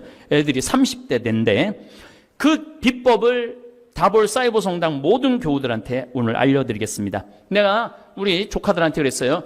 일단 손님이 들어오면 웃어라. 웃기 시작해갖고 눈이 마주치면 계속 울어라. 웃어라. 웃고 그리고 물건을 사서 계산을 하고 나갈 때까지 계속 울어라. 웃어라. 울어라가 아니고 그러면은 아마 너희들은 사업이 번성할 것이다. 그래서 그런지 이 어려운 시기에도 제가 전화를 해보니까 사업이 아주 잘 된다고 그래요. 웃으면은요 복이 오는 거예요. 근심 어린 얼굴을 하고 카운터에 앉아 있으면 다음에는 그 얼굴 부담스러워서 더 이상 그 가게를 찾지 않을 겁니다. 우리 인생도 마찬가지예요. 일소입니다. 한 번 화내면 한 번 늙고 한 번 웃으면 한 번 젊어지는 것입니다. 어제 올라온 나는 자연인이다 무쇠솥 길들이기 편을 한번 들어가서 보시면 제가 얼마나 많이 웃는지 확인할 수 있을 것입니다. 웃으면 복이 옵니다. 그리고 우리 아버지가 어마어마한 부자이기 때문에 저는 걱정할 일이 없어요. 우리 아버지가 저에게 만들어준 선물이 참 많은데 그 가운데 몇 가지만 소개하겠습니다. 우선 우리 아버지가 저를 위해서 태양도 만들어주고 달도 만들어주고 우주 이런 거 다 만들어서 저한테 쓰라고 주셨습니다. 오늘도 하느님께서 저 심심할까봐 오후 3시 53분 지금도 개기 일식이 일어나고 있는 중입니다. 개기 일식도 이루어 주셨어요. Thank you, Father예요. 하느님, 아빠, 아버지는 제 머리카락까지 다 세워 놓으셨다니 뭐 그리 걱정할 일이 많겠습니까? 예수님께서도 계속 우리에게 위로의 말씀을 해주십니다. 무거운 짐진 자, 그래서 고생하는 자들 다 나에게로 와라. 내 멍에는 편하고 내 짐은 가볍다. 위로하시고 마태복음 7장에서는 무엇을 먹을까, 무엇을 마실까, 무엇을 입을까 걱정하지 마라. 하늘의 너희 아버지께서는 이 모든 것이 너희에게 필요함을 아신다. 여러분들 여기에는 결정적인 우리 다볼 사이버 교우들한테 또 말씀드립니다. 믿음이에요. 하느님 아버지에 대한 믿음이 강하면 강할수록 기적은 늘 일어납니다. 근데 하느님이 줄까 안 줄까, 거길 넘어서 하느님이 계실까 안 계실까, 이런 의심을 가지고 있는 교우들한테 하느님이 뭘 주겠어요? 저처럼 필요하면 주시겠지. 당신 일인데 내일이야? 그냥 100억 뚝딱 하나할머니가 와서 주고 가고, 또 하나할머니가 또 여주 피정집 하는데 교구가 돈이 없다고 어쩌고저쩌고 해갖고 취소됐는데 저 그때도 하나 짜증 안 났어요. 그건 하느님이 필요하지 않은가 보다. 그랬더니 이제 문경에 또 오늘 내일 이제 성경 강의 들어보세요. 예루살렘 성전 크기하고 대성전 마당하고 문경 크기하고 똑같아요. 어마어마한 땅을 하느님이 주셨죠. 그러므로 내일을 걱정하지 마라. 내일 걱정은 내일이 할 것이다. 그날 고생은 그날로 충분하다. 저는 이 예수님의 이 위로가 늘 막 복잡한 거 있으면 그래 오늘로 끝. 내일은 또 새로운 태양이 뜨겠지. 다볼 사이버 성당 교우들도 쓸데없는 걱정에 사로잡히지 마시고 하루를 기쁘고 충실히 살면 우리 하늘에 계신 아빠, 아버지가 축복합니다. 축복을 하늘에서 내리실 것입니다. 우리나라가 조선시대 때 백성을 정말로 사람으로 취급하지 않고 개, 돼지로 취급을 했었죠. 그리고 세월이 흐르고 독재 정권, 군사 정권, 그 다음에 민주 정권 이제 많이 자리를 잡아갖고 제가 보기에는 점점 발전하는 것 같습니다. 지금 대개 이제 제국 시대에서 왕정 시대에서 제국 시대로 넘어가죠. 1800년도까지만 해도 왕정 시대가 많았죠. 근데 1900년 1차, 2차 세계대전을 지내면서 제국 시대로 넘어가는 거예요. 한 나라가 여러 나라를 정복하는 시대. 그리고 제국 시대가 끝나고 난 다음에 그렇게 식민지로 있었던 나라들이 다 독립을 합니다. 독립을 할 때 정권을 누가 대개 잡느냐 하면 군부가 잡죠. 군인이 잡습니다. 군인이 잡고 난 다음에는 독재가 진행이 되죠. 우리나라는 조금 반대 성향이 있었어요. 이승만 정권에는 군인이 아니었죠. 그런데 중간에 쿠데타 때문에 이제 군부가 정권을 잡고 독재, 5.18 광주 민주화 운동 때 전두환 정권, 군인 정권이 수많은 우리 젊은이들을 죽음으로 몰아넣고 정권을 잡았죠. 그리고 1987년 저도 그때 데모 방학하는 날 신학교에서는 데모를 못하니까 방학하는 날 수원 북수동에서부터 역정까지 함께 나도 이 민주화에 함께 해야 되겠다 하고 했던 기억이 나고 최루탄을 뒤집어 썼던 기억도 납니다. 그럼에도 불구하고 우리가 좀 성숙하지 못하고 무르익지 못했죠. 근데 점점 민주화 또 민주 정권이 생기면서 굉장히 좋은 방향으로 발전하고 있습니다. 그 얘기까지 어저께 제가 이 바이러스의 문제에 대해서 이야기할 때 말씀을 드린 것입니다. 어제 제가 강의하면서 제가 이제 댓글을 많이 본다고 말씀을 드렸어요. 맞아요. 빅토리아 여왕이 아니고 엘리자베스 2세죠. 제 나이 정도 되면은 말하다가도 깜빡깜빡 할 때가 많아요. 더욱이 뭐 1시간, 2시간 이렇게 강의할 때 생각 안 날 때도 사실 많습니다. 그래서 참 하나 외우면 2개 까먹고 2개 외우면 4개 까먹는 것 같습니다. 정정하겠습니다. 엘리자베스 2세 1926년에 태어났죠. 그러니까 나이로 따지면은 지금 거의 95살 된 여왕이 영국의 국왕으로 지금 있습니다. 자, 제가 전국으로 강의 다닐 때 이야기입니다. 10년 전쯤의 일입니다. 저는 강의 다닐 때마다 생태마을에서 생산한 된장, 간장, 고추장, 생태맘, 청국장, 가루, 찌개용 청국장을 들고 다니면서 팔았습니다. 오늘 잠깐 댓글을 보니까 남편이 당뇨가 들었는데 6개월 동안 이걸 꾸준히 먹으니까 이 당뇨도 수치가 내려가고 그 다음에 변비도 없어졌다고 너무너무 감사하다라는 글을 제가 읽었습니다. 그럴 때마다 저는 참 행복한 사업가죠. 그리고 행복한 생태마을 을장입니다.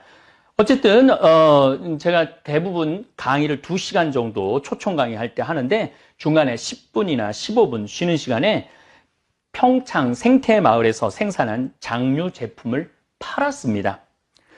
물론 제가 쓴 책들도 들고 나가서 판매하고 사인도 많이 해 주었습니다. 그 덕에 사실은 보통 저자들보다도 책을 훨씬 많이 팔았죠. 엄청나게 대충 총 한 100만 권 정도 팔은 것 같아요. 이제까지 제가 쓴 책을.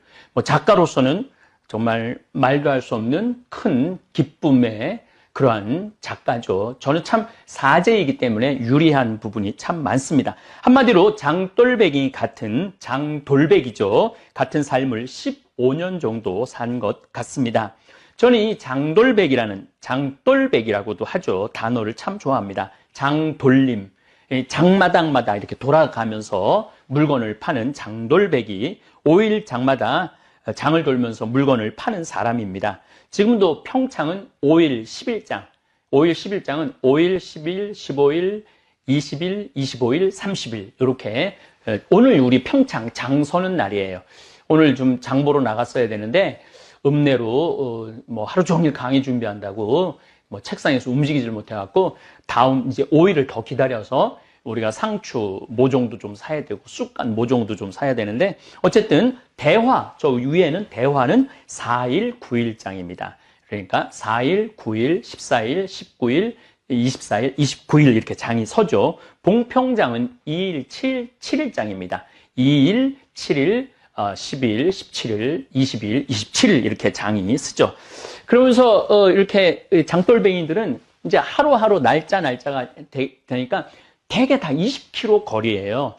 참 묘해요. 도시가 시골은 거리가 대개 20km입니다. 제천에서 주천 20km, 신림에서 주천 20km, 주천에서 우리 평창 20km, 평창에서 대화 20km, 대화에서 봉평 20km 이런 식으로 돼 있죠. 그래서 장돌뱅이들이 이렇게 하루 이제 물건 팔고 또 밤에 이렇게 이제 가면서 다음 날 또 대화로 옮겨가고 봉평으로 옮겨가고 그러죠. 사실 예수님도 장돌백이셨습니다. 7일에 한 번씩 찾아오는 안식일에 회당을 들러서 하늘나라를 판매하신 분이에요. 제가 옛날에 내 사목 목표는 고객 만족도 아니고 고객 감동도 아니고 고객 기절이다.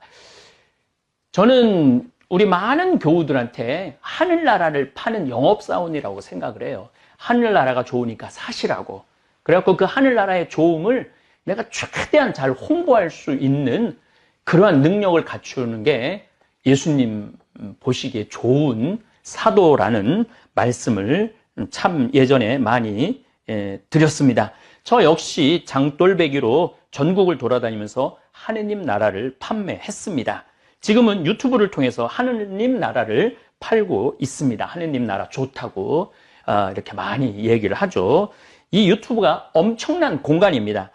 3월 16일 날 제가 귀국 보고라는 제목으로 강의를 올렸는데 5일 만에 시청하신 분들이 16만 명입니다. 5일 만에 방탄소년단이 뉴저지 맥라이프 스타디움에서 8만 명을 상대로 공연을 했는데 제 강의는 이 2배의 시청자들이 시청을 한 것입니다. 그러니까 이렇게 제 이 거실에서 제 조그만 내 비밀의 공간, 내 정원에서 이렇게 찍지만은 이 시청하는 분들은 맥라이프 스타디움에서 그 어마어마한 사람들이 모여서 지금 각자 방에서 전 세계에서 시청을 하고 있는 것이죠. 그렇기 때문에 저는 이 유튜브 공간이 이제는 복음을 전할 수 있는 기가 막힌 소통의 공간이라는 생각을 해서 하루 종일 책상에 앉아서 자료 정리하고 또 묵상하고 어떻게 하면은 이 시대의 흐름을 또 하느님의 뜻을 전할까 참 많은 고민을 하고 공부를 합니다. 이제 시대는 바뀌어서 장돌배기로 이 장 저장을 떠돌아다니지 않아도 생각을 함께 공유할 수 있는 기가 막힌 시대가 왔죠. 스마트폰, 그 스마트폰이 연 또 다른 세상이기도 합니다. 이효석 선생님께서 쓰신 메밀꽃 필 무렵을 읽어보면 장돌배기의 삶을 참 잘 그려놓은 이야기입니다. 그런데 이 메밀꽃 필 무렵과 우리 평창 성필리포 생태마을의 관계는 특별합니다. 소설 속의 허생원은 평창장, 대화장, 봉평장, 이제 마지막으로 장평장으로 떠난다는 얘기가 나옵니다. 평창에서 만난 동이라는 젊은이는 제천에서 태어났다고 그러죠. 우연하게 평창장에서 만나 동행을 시작하게 됩니다. 그런데 이 동이는 제천에서 태어납니다. 다시 말해서 제천에서 평창까지 오는 데는 반드시 지금 성필리포 이 자리를 지나야 합니다. 무슨 얘기냐면은 제천에서 주천, 주천에서 판운으로 넘어와서 이제 강 따라 쭉 오는 거죠. 판운에서 이곳에 딱 도착을 하면은 여기에서는 길이 없어요. 이 나루터를 건너가야 돼요. 그래서 요 건너편에 비석이 있어요. 100년 전 나루터라고 써 있어요. 그래서 요 건너편에는 나루터입니다. 그리고 요 자리는 바로 요 자리예요. 요 자리는 뭐가 있었느냐면 주막이 있었어요. 주막이. 이건 제 생각에는 500년 전에도 요 자리가 주막이 있었고 100년 전에도 이 자리가 주막이 있었을 것입니다. 바로 이 자리에 제가 생태마을을 꾸미고 살고 있죠. 우리 이효석 선생님께서는 진부에서 태어났어요. 하진불이라는 곳에서 태어나셨고 또 진부리에 묻히시죠. 1973년 영동고속도로 공사 때 그때는 평창 분들이 봉평이나 진부에 계신 분들이 여기에 얘기를 했다고 그래요. 그 자손들이 우리 아버지 이제 영동고속도로 때문에 묘가 옮겨야 되니까 어떻게 여기서 할 수 없느냐고. 그때는 1973년도에는 문학가가 얼마나 위대한 사람인지 몰랐던 거예요. 그래갖고 봉평에다 모시지 못했죠. 파주 공원묘원으로 지금 가 계세요. 이효석 선생님 묘는 거기 있습니다. 참 기가 막히죠. 우리가 봉평 메밀꽃 축제를 9월 달에 보통 하는데 한 100만 명 정도 모인다고 그래요. 100만 명 정도. 무슨 경제적인 효과의 문제가 아니라 사람들은 이 문학에 대한 그리움이 있어요. 만약에 이효석 선생님의 묘가 그 물레방아 옆에 있었다면 제가 보기에는 100만 명이 오는 게 아니라 300만 명, 500만 명이 올 겁니다. 그런데 그 문학가의 그 귀중함을, 그러니까 예술의 귀중함을 그때 시대 때는 몰랐던 것이죠. 어쨌든 평창초등학교를 6년을 이효석 선생님이 다니셨어요. 그렇기 때문에 이효석 선생님은 제천, 주천, 평창, 대화, 제가 이제 메밀꽃 필 무렵의 길을 말씀을 드리는 거예요. 대화, 그 다음에 그 유명한 봉평, 물레방앗간에서 하룻밤에 만난 그 여인과 사랑에 나누는 그러한 얘기죠. 그래서 이 자리가 이효석 선생님이 이 자리를 분명히 알고 우리 생태마을을 분명히 알고 계셨던 것이죠. 그래서 저는 그런 그 연계성을 갖고 있으면서 이곳은 많은 사람들이 쉬었다 갔던 장소예요. 그렇기 때문에 성필리포 생태마을 피정의 집, 온 세상을 떠돌아다니는 나그네들이 이곳에 와서 쉬고 가는 그런 기가 막힌 공간으로 재탄생했죠.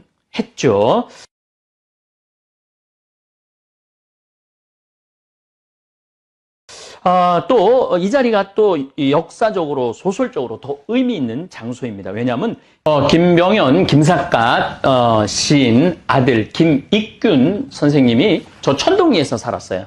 거기서 뭐를 했냐면 서당을 했어요. 훈장님을 하셨죠. 그런데 항상 여기 섭다리가 여기 있었는데 항상 건너와갖고 바로 이 자리에 주막이 있었기 때문에 이 자리에서 그렇게 술 마시기를 좋아했대요. 그래요. 아마 아버지의 영향을 참 많이 받은 것 같아요. 김익균 선생님은 태어나서 아버지를 딱 3번 만났다고 그래요. 딱 3번 만나고 마지막에 전주에서 만났을 때 제발 이제 집으로 가자고. 집이라고 그러는 건 바로 이 천동리예요. 천동리. 바로 우리 강 건너 천동리로 가자고 그러는데 아버지가 알았다고 그러고 나 좀 뒤 좀 보겠다고 그러고 갔는데 기다렸는데 안 나타나셔갖고 들어가 보니까 삿갓을 벗어놓고 떠난 거예요. 그게 마지막 만남이었어요. 그런데 이게 조금 이제 여러 가지 설이 좀 있는데 우리 평창 쪽에서는 김익균 선생님이 하루는 아버지 죽었다는 소식을 듣고 가갖고 이렇게 그 증언이 있어요. 여기는 지씨 동네예요. 그 지씨 동네인데 지씨성을 가진 분들의 집장촌이죠. 하루는 어디를 아버지 모시러 간다고 그래갖고 이렇게 함에다가 이렇게 그러니까 이제 화장을 해갖고 와갖고 여기다 묻었다고 그래요. 지금은 영월 김삿갓 그 묘가 거기 있다고 그러는데 이 지역의 사람들의 증언을 들어보면은 묻어갖고 항상 아버지한테 벌초도 하고 아버지를 잘 모셨다고 이 지역 사람들은 그런 증언들을 하고 있어요. 어쨌든 그 김익균 선생님은 요 자리가 이 주막 자리였기 때문에 항상 여기 섭다리를 건너와갖고 여기서 술 마시는 걸 참 좋아했다고 그래요. 근데 한 겨울에 술을 너무 마셔갖고 섭다리를 건너다가 떨어져요. 그래갖고 다리에 떨어져서 죽어요. 그 같이 가던 친구가 이 상투를 풀어갖고 섭다리 거기 그 기둥에 묶어놓고 사람을 부르러 갔다 와보니까 죽었다고 그럽니다. 그래서 김육균 선생님의 묘는 여기 있습니다, 지금. 그리고 이 자리가 제가 20년 전에 왔을 때도 이 자리가 주막은 아니고 뭐 식사도 하지만은 술도 파는 자리로 제가 그 집에서 한 2년, 3년 살았어요. 그리고 이제 이렇게 지은 거죠. 그래서 이 자리가 참 문학적으로 또 어떻게 보면은 우리나라의 한 멋있는 두 분 선생님의 추억이 깃들어 있는 장소이기도 합니다. 그래서 저는 우리 성필리포 생태 마을 이 자체가 참 의미 있는 그리고 참 그래서 많은 에너지가 나오는 것 같아요. 많은 일을 할 수 있고 정말 아프리카 잠비아의 1000만 평 우리 김종용 신부님이 이제 아마 오늘 내일 뭐 케냐에서 만약에 못 들어가면은 케냐에 우리 선교 센터가 있기 때문에 거기 좀 머무르다가 아마 잠비아로 들어가서 계속 일을 할 거라고 생각합니다. 이제는 더 이상 외부 강의를 제가 다니지 않기 때문에 장돌뱅이 삶을 살았던 것이 아련한 추억으로 남아 있습니다. 장돌뱅이 삶을 살다 보니 별별 일을 다 겪었습니다. 한 번은 아주 잘 사는 본당에 강의 요청이 있어서 저는 어김없이 된장, 간장, 고추장, 생태맘, 청국장, 가루, 찌개용 청국장을 바리바리 싸들고 물론 강의도 갔지만은 우리가 생산하는 장류를 들고 갔습니다. 저는 강의하느라 성당으로 들어가고 우리 직원은 제 차 트렁크에서 물건을 내려 성당 입구에 판매대로 물건을 이렇게 옮기는데 본당 신부가 수단을 입고 지나가면서 장을 옮기는 우리 직원 귀 뒤에 대고 구질구질하게 저런 거 싸들고 다닌다고 혼잣말을 하더랍니다. 우리 직원이 그 말을 듣고 너무 자존심, 구질구질하게 저런 거 싸들고 다닌다고 너무 자존심이 상해서 저희는 그 성당에 도착하면은 먼저 본당 신부님한테 인사한다고 우리 장 종류를 전부 다 선물을 드려요. 수녀님, 수녀원에도 선물을 드리고 사무실 직원들한테도 선물을 드려요. 근데 우리 직원이 옮기다가 너무 화가 나갖고 사정을 해갖고 다시 찾아오고 싶을 정도로 자존심이 상했다고 그럽니다. 보통 제가 강의 밤 10시에 끝나고 교우들과 사진 찍고 책 사인해주고 우리 직원은 팔다 남은 물건을 다시 바리바리 싸서 차 트렁크에 넣고 생태마을에 들어오는 시간은 새벽 1시쯤 됩니다. 그런데 들어오면서 직원이 그러더라고요. 오늘 신부님, 거기 본당 신부님한테 구질구질하게 저런 거 싸들고 다닌다는 얘기 들었다고 너무너무 화가 난다고. 근데 저는 자존심 하나도 안 상했어요. 화도 안 났어요. 왜냐하면 나는 장돌뱅이니까 별소리를 다 들을 수 있죠. 그런 게 자존심 상한다면은 고고하게 살아갈 수 있죠. 고고하고 배고프고 그리고 또 한편으로는 맨날 다른 사람한테 손 벌리겠죠. 나 좀 환경운동하는데 도와달라고. 근데 저는 제가 지금 물론 저를 후원해주는 분 오늘도 누가 신학교 지라고 1000만 원 보냈더라고요. 그렇게 돈을 보내도 저희들은 거기다가 손을 절대 안 댑니다. 우리 직원들 지금 40명 월급 주는데 그것 손 안 돼요. 우리가 된장, 간장, 고추장, 청국장 판매한 걸로 우리 직원들은 당당하게 월급 받아가죠. 구질구질하게 우리가 사는 게 아니고 당당하게 살아가고 있죠. 내 손으로 일을 하기 때문입니다. 노동은 신성한 것입니다. 피땀 흘려 내가 지은 수확한 작물, 또 내가 직접 매주 띄워 만든 된장, 간장, 고추장, 또 내 손으로 띄워온 청국장을 들고 다니면서 판매할 때 저는 제 자신이 구질구질하다고 생각해 본 적 한 번도 없습니다. 오히려 아주 자랑스럽고 당당합니다. 아마 오늘 이 시간에 시장에서 또 노동 현장에서 또 공장에서 피땀 흘려 성실하게 일하시는 모든 분들 본인이 구질구질하다고 생각하시는 분들이 있다면 더 이상 그렇게 생각하지 않으셔도 됩니다. 정말 구질구질하게 사는 사람은 피땀 흘려 노동하지 않고 다른 사람 등쳐먹고 사기치는 사람들입니다. 우리 직원들은 손가락에 부을 정도로 열심히 일을 합니다. 그리고 정말로 어깨가 아프고 그럴 정도로 매일매일 하느님 보시기에 참 좋은 모습으로 열심히 일하고 또 거기에 합당하다고 이야기하기는 제가 함부로 그렇게 말씀드릴 자신은 없지만은 제가 CEO 4제이기도 하지만은 생태마을 운영하는 을장 CEO로서 해줄 수 있는 한 최대한 해주려고 저는 노력을 합니다. 그래서 우리 기본급이 아마 정부에서 지정한 기본급이 한 180만 원 정도 되는데 우리는 초봉이 거기에 한 50만 원 더 높아요. 그래서 최대한 잘해주고 싶고 긍지, 자긍심 가지라고 항상 제가 말씀을 우리 직원들한테 이야기를 하죠. 절대 내가 된장간장 고추장 들고 다니는 거 구질구질한 거 아니에요. 만약에 마음에 안 들면 안 사면 되는 거고 또 뭐 가끔은 아예 못 갖고 오게 할 때도 있어요.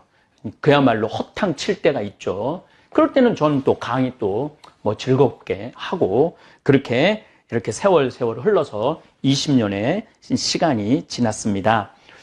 요즘 바이러스 때문에 많은 중소업자들 또 소상인들 참 힘들어 하죠.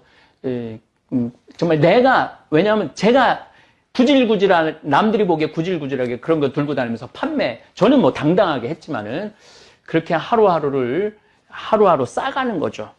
실력도 싸가고, 신뢰도 싸가고, 유통 시스템도 싸가고, 그렇게, 이렇게 시간을 지금까지 와서, 우리 생태마을은 사실은 지금 2달을 전혀 문을 닫고, 피정 손님, 이효석 선생님도 여기를 길을 아시고 소설의 한 장소로 이야기를 했고 김삿갓 김병현 아들 김익균 선생도 이곳에 와갖고 막걸리 한 잔을 했던 이 자리에서 우린 정말 행복한 시간을 보내고 있습니다. 사실 또 욕심도 없어요. 뭐 여기서 제가 떼돈을 벌고 싶은 생각도 없어요. 그저 우리 농민들 콩 수매해서 그거 건강하게 해서 우리 국민들한테 건강한 먹을거리 제공한다라는 그러한 당당함, 자신감이 있습니다. 그래서 그 구질구질하다는 그 말 제가 이렇게 들으면서 묵상을 참 많이 해요. 내가 구질구질하냐, 당당하냐.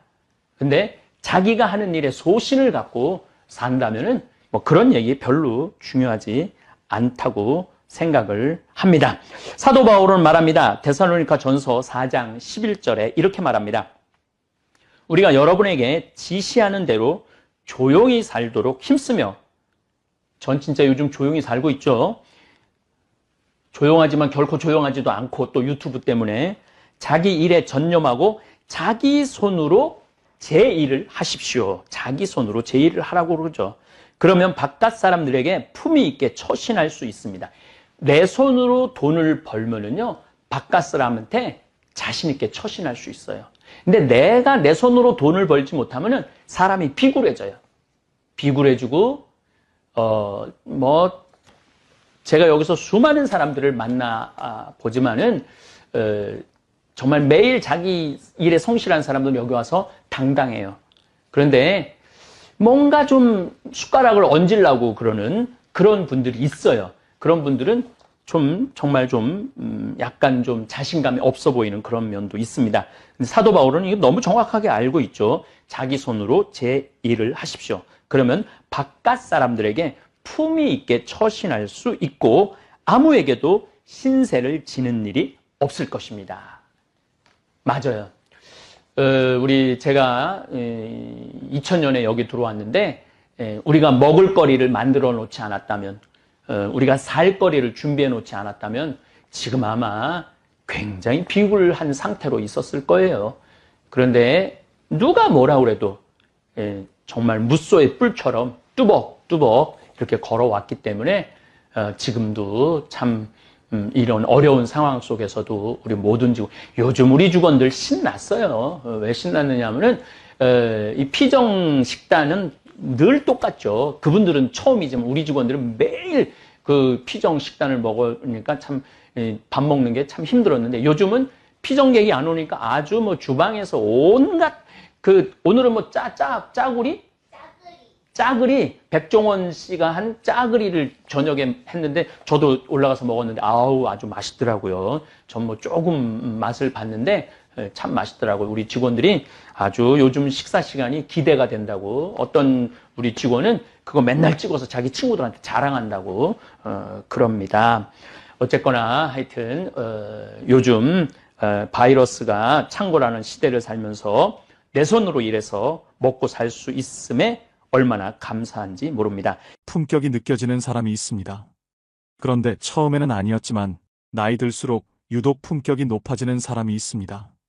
과거에는 엉성하고 실수도 하고 잘못된 행동으로 어려움을 겪었던 사람이 점점 달라지는 모습에 놀랍니다. 품격을 태생이나 가정환경 영향이 크다고 생각하지만 이 사람들은 스스로 자신을 다듬어 갔다고 할까요? 이렇게 될 수 있었던 이유는 그들이 어려움에서 빠져나온 방법, 우물안개구리가 되지 않을 수 있었던 방법 등에서 찾을 수 있었습니다. 이를 계기로 그들은 점점 변하고 발전할 수 있었습니다.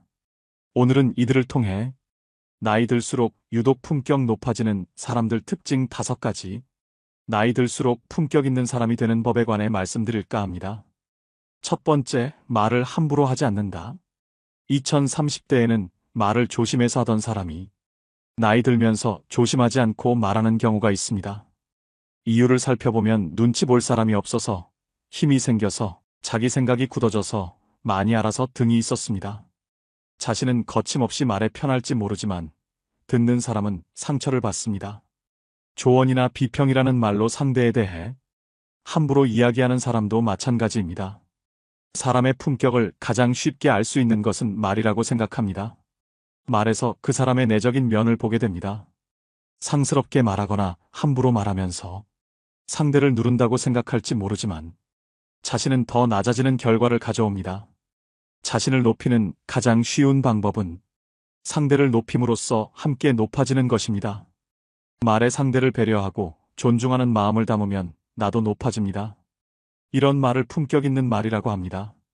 나이 들수록 유독 품격 높아지는 사람들은 말의 힘을 새삼 느낀 사람들입니다. 2030대 때 상스러운 말이나 함부로 이야기했지만 이런 습관을 나이 들면서 버린 사람들입니다. 말로 인한 피해를 깨닫고 말에 특히 신경을 씁니다. 할 말을 여러 번 심사숙고합니다. 힘이 생기고 아는 게 많아지면 조심성이 떨어질 법도 한데 말 무서운 줄 알기에 조심합니다. 남을 폄하하거나 자만하지 않습니다. 남을 인정할 줄 압니다. 품격에서 숙성이란 단어도 떠오릅니다. 숙성이란 나이 들입니다. 그러나 사람은 나이 들었다고 품격 있는 것이 아닙니다. 내적으로 성숙해야 합니다. 말이 바로 그 내적 성숙을 보여줍니다. 두 번째, 어려워도 미소를 잃지 않는다. 나이 들수록 유독 품격 높아지는 사람들 중에는 젊은 시절 큰 어려움을 극복했던 사람들이 적지 않습니다. 하지만 그들은 어려움 속에서도 미소를 잃지 않았습니다. 처음엔 그들도 힘들었습니다.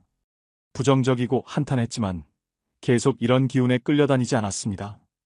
부정과 한탄은 당장의 감정 해소엔 도움될지 모르지만 하면 할수록 자신을 가라앉게 만들 뿐 문제 해결은 더 멀어지게 하는 것을 알았기 때문입니다.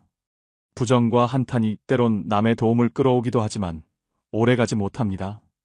부정과 한탄만 하면 자기도 모르게 남의 도움에 의존하게 만들고 주변 사람은 질리게 됩니다. 결국 더 힘든 상황에 빠지게 됩니다. 나이 들수록 품격 있는 사람은 이를 깨닫고 긍정적인 마음을 동력 삼아 어려움을 극복해 나갔습니다. 사람들을 만날 때 푸념만 늘어놓거나 부정적인 생각을 퍼뜨리기보다 웃음은 아니더라도 미소를 보이면서 자신뿐만 아니라 상대에게도 긍정적인 힘을 불어넣었습니다. 한마디로 인생을 버틸 줄 아는 사람이 되었습니다. 나이 들수록 유독 품격 높아지는 사람들은 어려움을 극복하며 깨달음을 얻고 진중하게 된 사람들입니다. 어려움을 만나 좌절하고 불안해하지 않는 모습은 이 또한 지나가리라는 자세처럼 담담하게 그러나 굴하지 않는 모습입니다.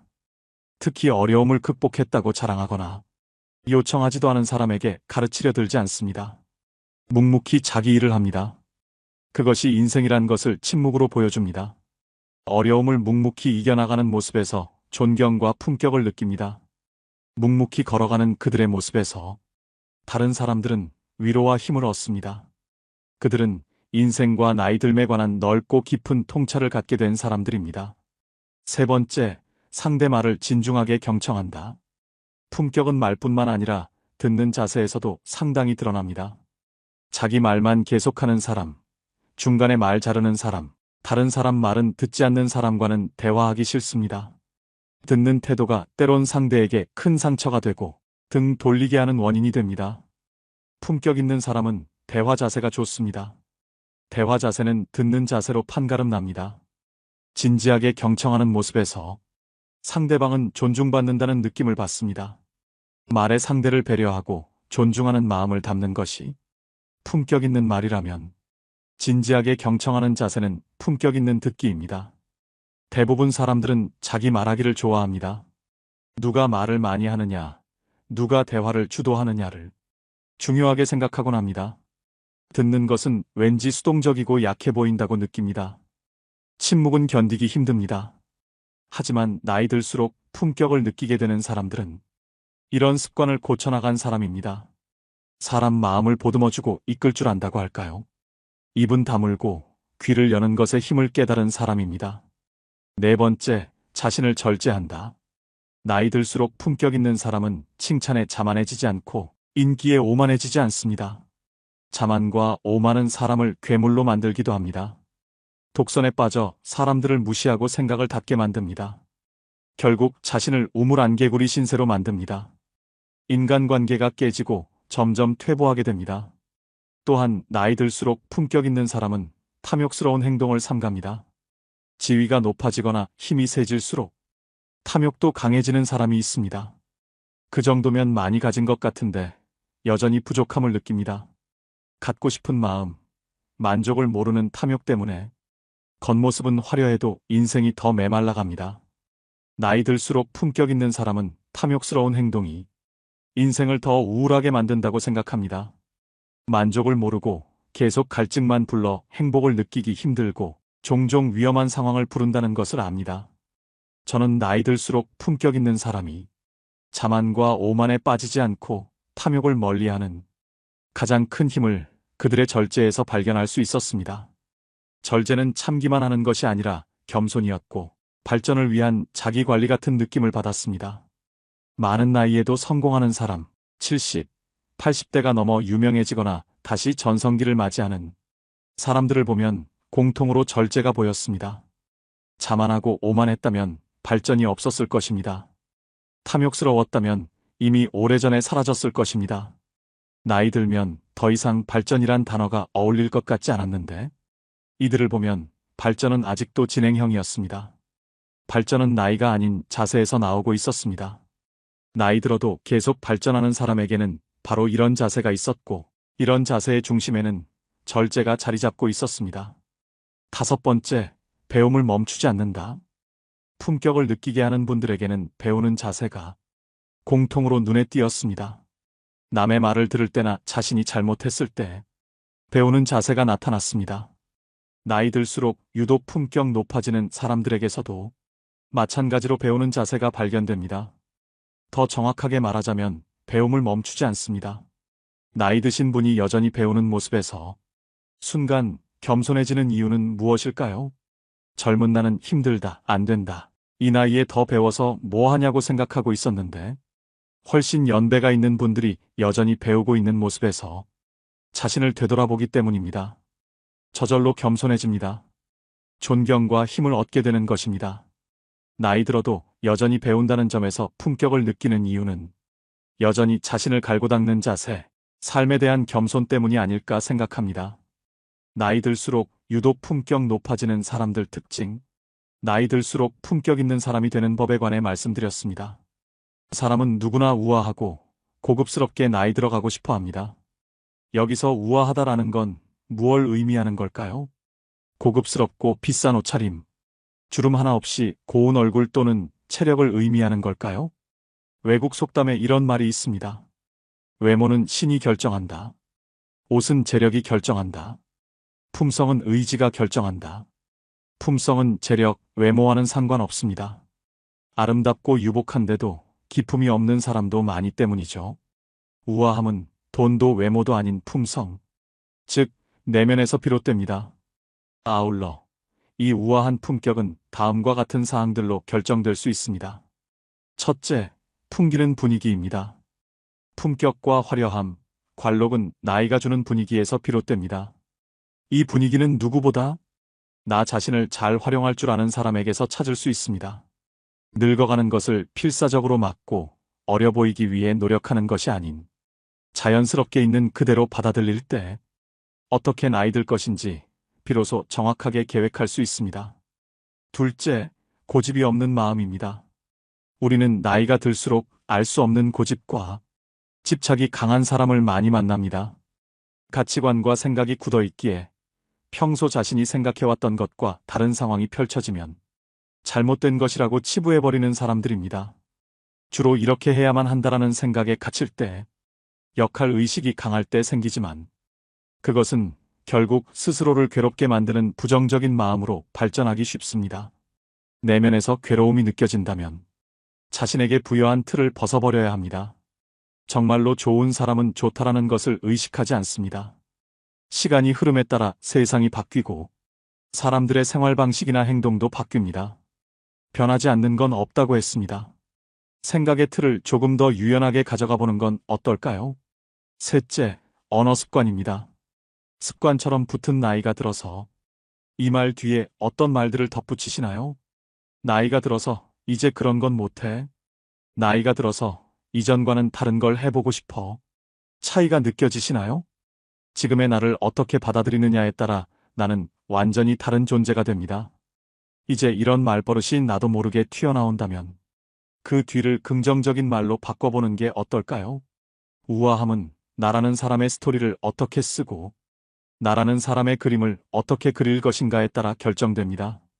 어제보다 더 멋진 오늘의 나를 위해, 그리고 더 우아해진 내일의 나를 위해서 분위기, 마인드, 언어 습관에 신경 쓰셔야 합니다. 나이가 들어갈수록 그에 걸맞는 품격에 대한 책임은 나 스스로에게 있다는 걸 잊지 마세요. 마지막으로 노년기에 들어야 될 좋은 글 읽어드리면서 오늘의 영상 마무리하겠습니다. 세상의 참된 주인공은 당신입니다. 세상이 아무리 험악할지라도 진정 사랑을 거부하는 사람은 없습니다. 누구든 정말 자신을 사랑하는 사람이 있다는 것을 알면 그는 희망을 갖게 됩니다. 그리고 자신을 둘러싼 문제가 무엇이든 간에 이겨낼 힘을 얻습니다. 세상 모든 사람에게 필요한 것은 사랑입니다. 어려움을 만난 사람에게는 더욱 더 사랑이 필요하지요. 사람마다 자기가 좋아하는 유형이 있습니다. 키가 큰 사람, 말을 재미있게 하는 사람, 잘생긴 사람, 귀여운 사람, 터프한 사람, 돈 잘 쓰는 사람, 날씬한 사람, 통통한 사람 등 다양합니다. 그런데 이 다양한 사람들의 다양한 취향에도 불구하고 모든 사람들이 공통적으로 희망하는 유형이 있습니다. 마음이 넓은 사람과 사랑할 줄 아는 사람입니다. 대부분의 사람들은 좁고 작은 마음을 가지고 있습니다. 다른 사람을 사랑하지 못하면서 자신은 사랑받고 싶어 합니다. 때문에 그런 자신을 이해할 사람을 필요로 합니다. 그리고 자신의 마음을 넓히기보다 다른 사람의 마음이 넓기를 기대합니다. 그러나 우리가 사는 이 땅에는 넓은 마음을 가진 사람이 적습니다. 처음 만났을 땐 마음이 넓은 것 같지만 조금 지나면 그도 역시 우리만큼 밖에 안 되는 속 좁은 사람이라는 것을 알게 됩니다. 그러면 우리는 또다시 마음 넓은 사람을 찾아갑니다. 세상에서 자신보다 넓은 마음을 가진 사람을 만난다는 것은 쉽지 않은 일입니다. 하늘에서 떨어지는 번개를 맞는 것보다 넓은 사람을 만나는 것이 더 어렵습니다. 사랑할 줄 아는 사람, 그는 바보를 천재로 만들 수 있는 사람이고 고장난 세상을 고치는 기술자입니다.